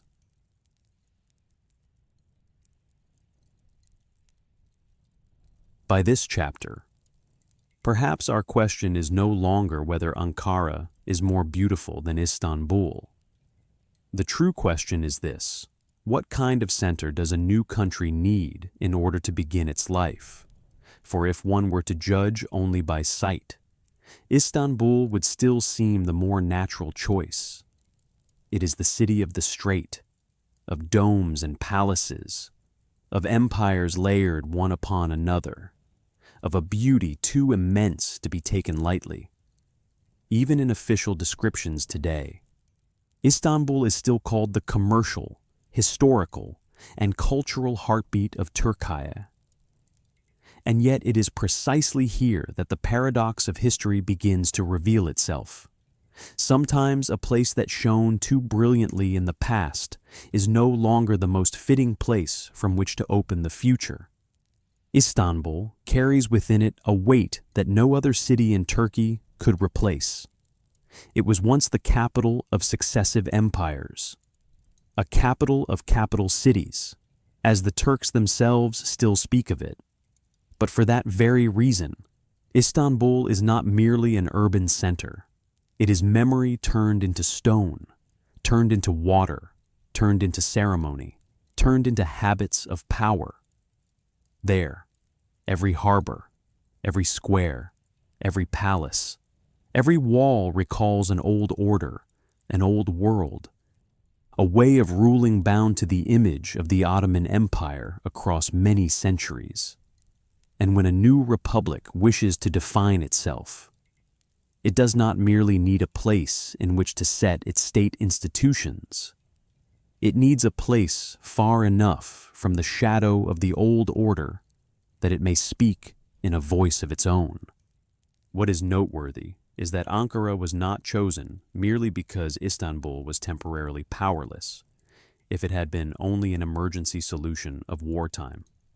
The story might have ended when nationalist forces regained Istanbul, but official sources from the Ministry of Culture and Tourism of Turkey show that on October 6, 1923, Turkish forces entered Istanbul, marking the city's return to Turkish control, and yet only 1 week later, on October 13, 1923, the law declaring Ankara the capital was passed. That sequence of dates says something very clear. This was no longer a choice forced by circumstance. By the time Ankara was chosen, Istanbul was no longer outside the circle of control. The move of the capital had become a deliberate decision, a decision of principle, rather than a mere response to crisis. So then why, once Istanbul had been reclaimed, did people still not return to it as the supreme political center? The answer lies in the very journey we have traveled since the beginning of this story, from Samsun to Amasya, from Erzurum to Sivas, and from there to Ankara. The axis of the new history had gradually shifted away from the waters of the Bosphorus and deeper into Anatolia. Britannica emphasizes that after the First World War, Mustafa Kemal transformed Ankara into the center of the resistance movement against both the old Ottoman government and invading forces. In other words, Ankara was not a city granted the role of capital at the final moment. It had already lived that role before the official title ever appeared, when a place has already become the center of will, of organization, of parliament, of law, and of resistance. Then granting it legal status is merely the final confirmation of a reality already formed. There was a profound difference between Istanbul and Ankara at that moment. Istanbul was the place where power had once been inherited. Ankara was the place where new power was created. In Istanbul, there were palaces, rituals, dynastic lines, imperial symbols, and a depth of time that made everything appear long since ordained. In Ankara, by contrast, everything bore the feeling of being built by human effort in the midst of war. The assembly, the first ministries, the mobilization orders, the first constitution, the first national anthem, the life or death decisions of a nation taking shape. If Istanbul was the place where power seemed to come from the past, then Ankara was the place where power issued from action. And in the moment that would decide the fate of a new state. That difference was no small one. Geography also made Ankara a rational choice in a way that was cold and deeply practical. The city lies in central Anatolia, deep inland, on the Plateau, close to the core territory that the nationalist movement was struggling to hold. Britannica describes Ankara as a city at the center of the country, while official descriptions from Turkey likewise emphasize its role as the heart of Anatolia. This matters far more than the city's outward appearance. A new Republican capital does not necessarily need to stand in the most beautiful place.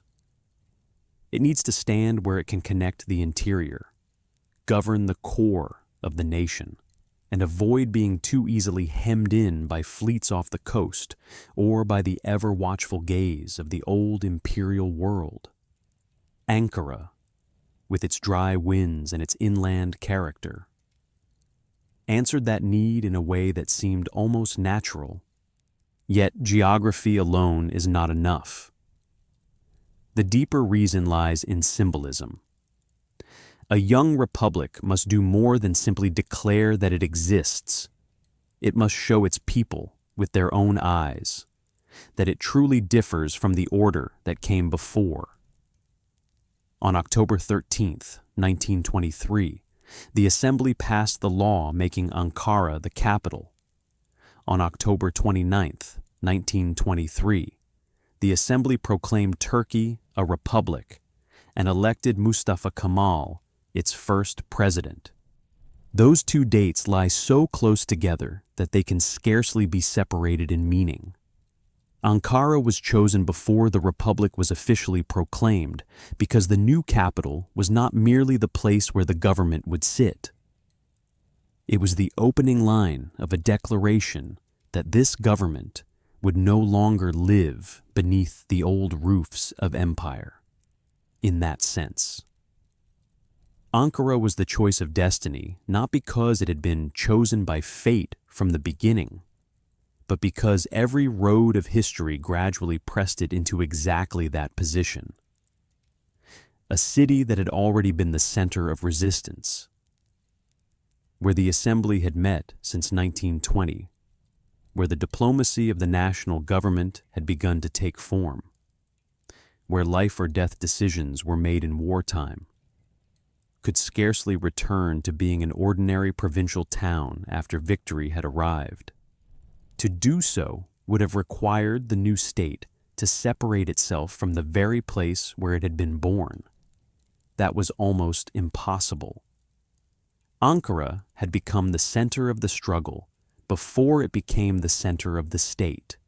Therefore, as the hour of founding drew near, the choice no longer seemed to remain an open question.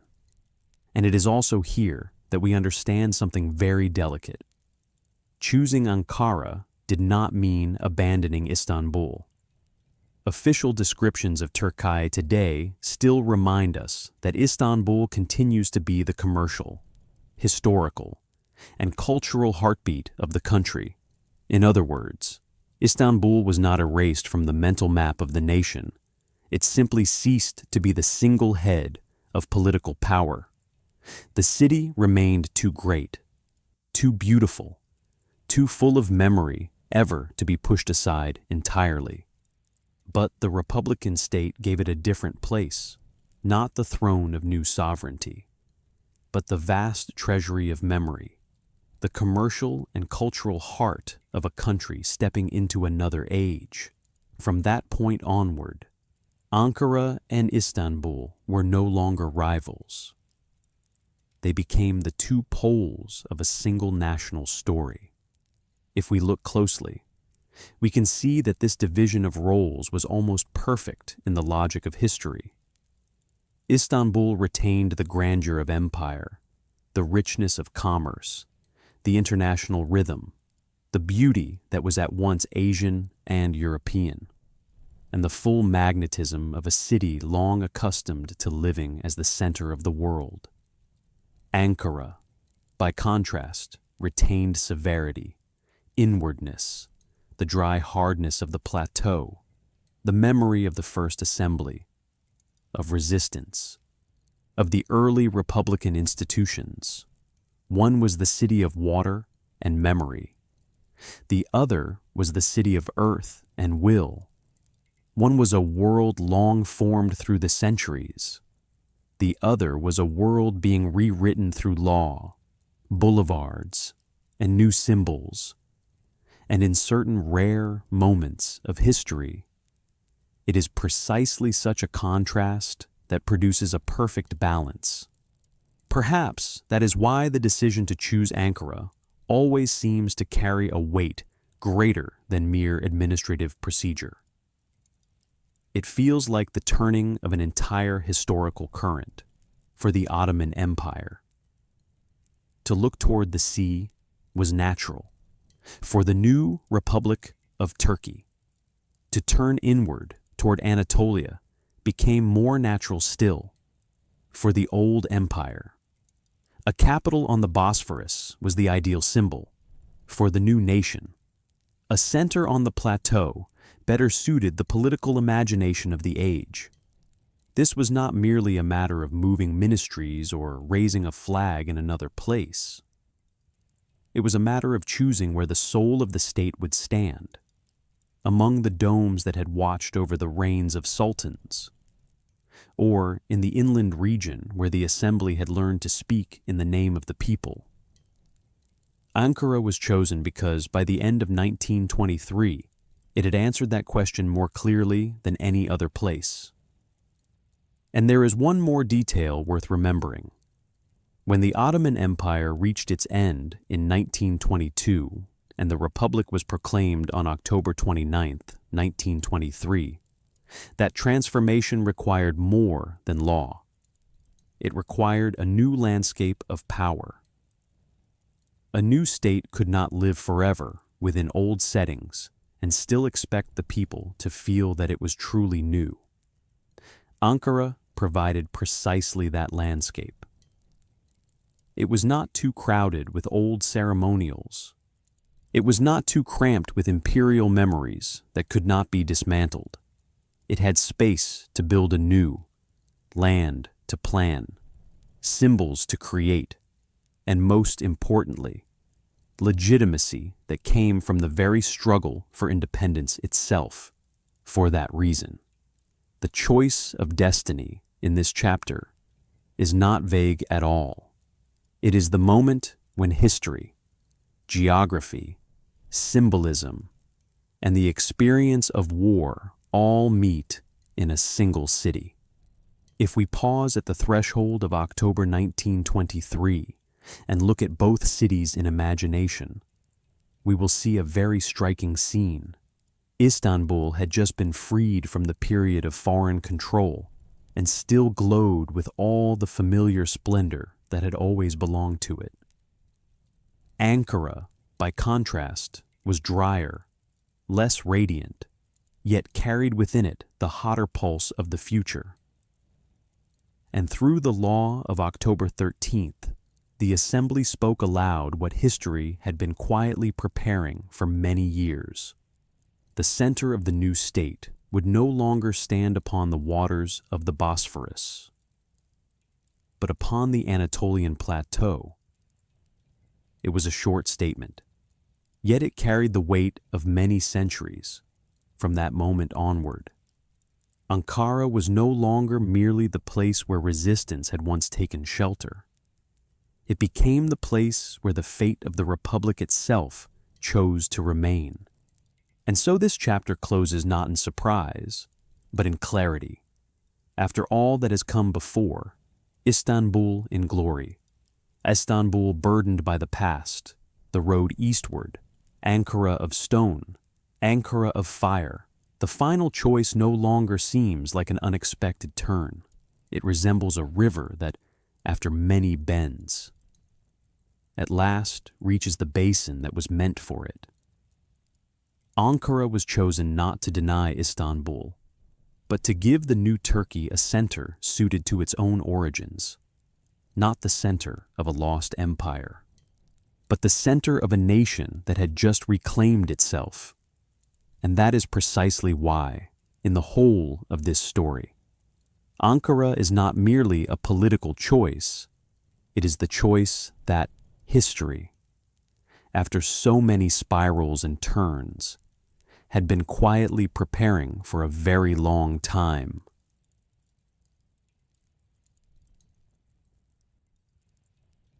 After all the turning points we have passed through, from the golden light of Istanbul to the darkness of an aging empire, from the roads leading inward to Anatolia to the flame rising across the plateau, the story at last arrives at a slower rhythm. The footfalls of war are no longer drawing near. Gone is the taut feeling of those days when the fate of a nation still hung upon every order, every marching column, every meeting inside the first assembly building.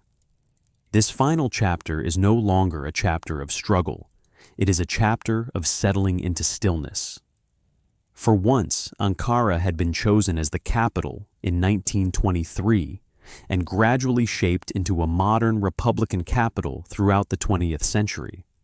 The city ceased to be merely the place where a new state had once been born. It became the place that preserves the memory of that founding moment within the plateau's own very particular quiet. Ankara possesses a kind of peace unlike that of cities born to display themselves. It does not lull the soul with vast expanses of water or glittering horizons. It soothes through earth, through the open spaces of Anatolia, through the dry wind moving across slopes and boulevards, through the feeling that this city, having completed a great task in history, now stands still like someone who no longer needs to prove anything more. UNESCO describes Ankara as an outstanding example of 20th century modern capitals, with a built environment planned from the 1920s to the 1970s. And it is precisely that modern layout which continues to shape the city's urban identity to this day. That means Ankara was not only the capital of the Republic's first dawn, it still lives in that role every day, like an idea that has taken form as space itself. If you walk through Ankara after the great historical drama has already receded, you will find a city carrying two rhythms of time at once. On one side remains the old quarter with its citadel, with Roman, Byzantine, Seljuk, and Ottoman layers lying quietly within the stone. On the other side stands the modern capital, with broader axes, larger public buildings, newer centers. Britannica describes Ankara as a city with a fairly distinct old and new section, in which the historic quarter still preserves the traces of many eras, while the modern district is the result of the city being rewritten after it became the capital of the Republic. Perhaps it is precisely this layering that gives Ankara its special gentleness. It is not a place that erased memory in order to become new. It is a place where the new has learned to live beside memory without being drowned by it.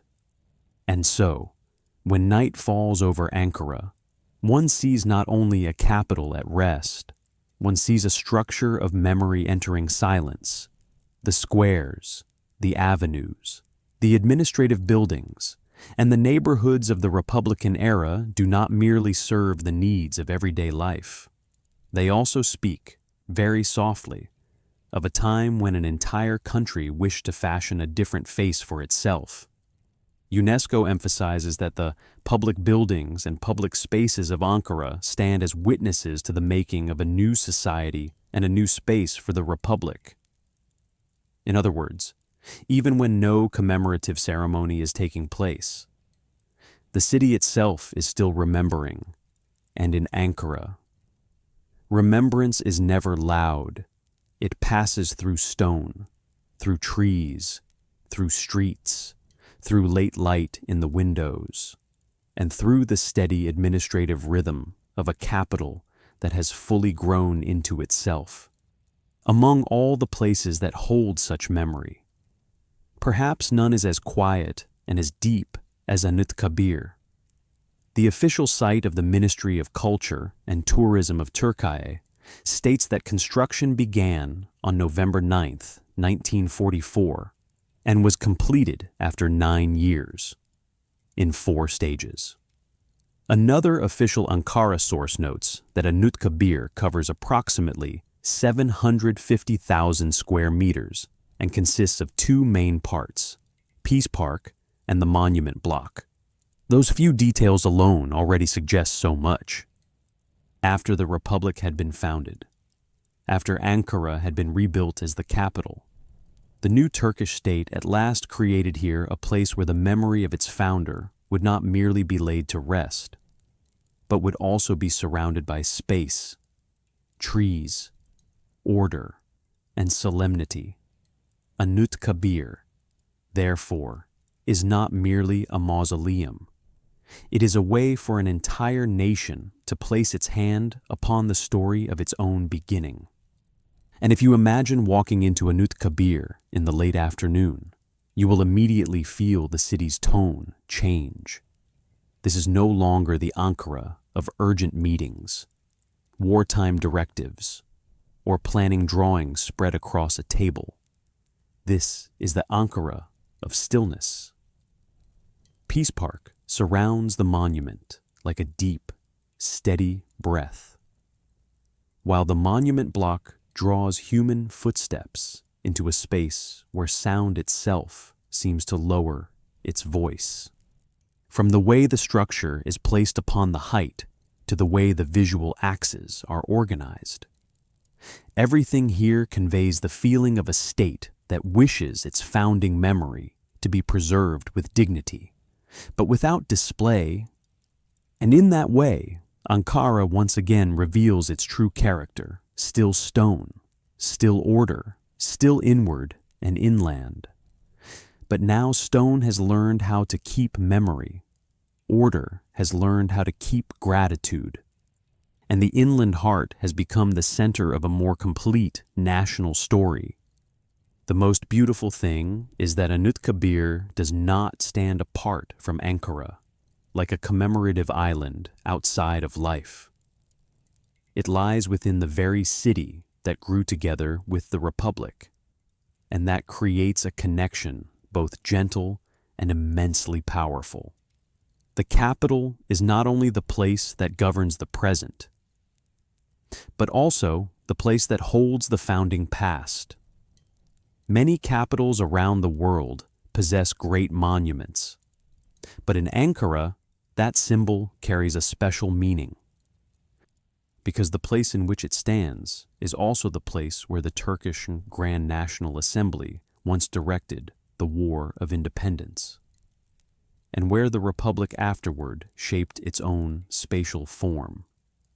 Seen in that light, one understands why this final chapter must slow down. A city like this needs no further climax. It only needs to be contemplated in the silence of the role it has already fulfilled. Perhaps it is here that the difference between Ankara and Istanbul becomes most peaceful. Throughout the whole story, the two cities have appeared like two rhythms of the same nation. Istanbul remains the great commercial, historical, and cultural center of Turkey, with the almost irreplaceable magnetism of the Bosphorus, of domes, and of imperial centuries. Ankara, by contrast, continues to hold the role of political capital, tied to the identity of the modern republic and to the carefully planned space created to express that new order by the end of the journey. There is no longer any need to choose which of the two is more beautiful, greater, or more beloved. Each city holds a different part of the national soul. It is only that, when night falls, Ankara tends to bring a quieter feeling, as though it had been born to keep the final flame from rising again into fire, and instead let it glow warmly in depth. That is also why the phrase "sleep on the plateau" feels so fitting for Ankara. This is a capital of the plateau, and the plateau always holds a different kind of silence from the sea. The sea suggests movement, trade, winds that carry the outside world inward. The plateau suggests depth, distance, and a greater sense of standing firm against time. Ankara lies in central Anatolia, far from the Bosphorus, far from the horizon of water.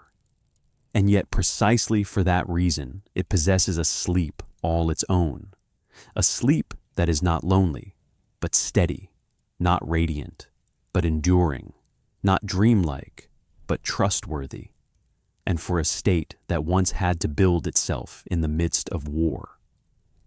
Perhaps no quality could have been more necessary than that. Within that quiet, one also begins to see more clearly both the price and the reward of the choice made in 1923. To choose Ankara meant accepting that the new capital would not possess the ready-made splendor of Istanbul. It would have to be built, given meaning, made into a symbol. But the reward of that decision was equally great. The Republic gained a center not too tightly bound to the image of the old empire, gained open space for planning, gained a city where every boulevard, every square, and every public building could help tell a single shared story. UNESCO describes Ankara's transformation from a small town into a modern capital as a success story. And that judgment is true not only in terms of urban planning, it is true symbolically as well. Ankara achieved something many other cities never managed to do. It turned its initial modesty into a quality of depth. And then, when one looks back from a great distance, one sees that the Ankara of this final chapter is not merely the place of Anıtkabir, of Republican boulevards, or of the administrative role of a present-day capital. It is also the place toward which all the earlier chapters seem to have been moving. Glorious Istanbul prepared the pain of departure. The ghosts of the past prepared the need to seek another center. The journey eastward prepared the turning of the face toward Anatolia. Ankara, The fortress on stone prepared the feeling of standing firm. Fire on the steppe prepared the birth of a nation. The great transformation gave the city a new form. Destiny's choice explained why all of it had to lead to Ankara.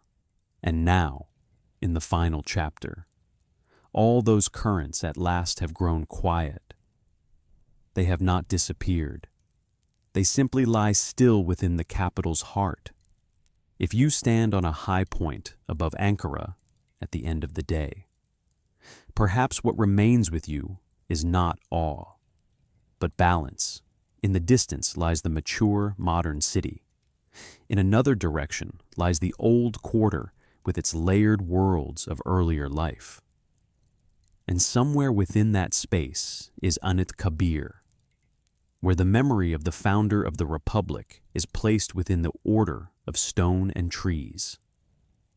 A capital that can contain antiquity, the Ottoman world, the Republic, and modern commemoration within a single field of vision is a capital that has come very far from its humble beginning. And yet, Ankara does not boast of that by speaking loudly. It lets space speak for itself. And it is precisely that restraint which allows this final chapter to end in peace rather than grandeur. Now, as night settles over the plateau, we may allow the story to slow completely. There are no more maps to be drawn, no more arguments over which city must be the capital, no more advancing campaigns such as at Sakarya, no more confusion like that of Istanbul under occupation, no more feeling of a nation asking where it must go. Those questions have already passed. What remains is a city that holds their answers in the stillness of stone, in the rows of trees in Peace Park, in the monumental mass of Anıt Kabir, in the axes of the Republican capital, and in the very name Ankara, a name once so plain, so dry, and yet one that became one of the most enduring symbols of modern Turkey. And perhaps that is also the most beautiful way to close this story. Not with a great declaration, but with a very quiet image. Ankara at night. The wind of the plateau moving slowly through the city. The Republican buildings standing motionless beneath the dark sky. While the memory of the nation's birth lies within the earth and in the stone, no longer blazing like the fire of chapter 5, but radiating instead like a warmth that keeps one calm through the long night. Istanbul will always shine on the far side of memory as the city of water and of empires. But Ankara, in the dry hush of the plateau, has become the city of a more peaceful sleep. The sleep of a state that has at last found the place where its heart would remain.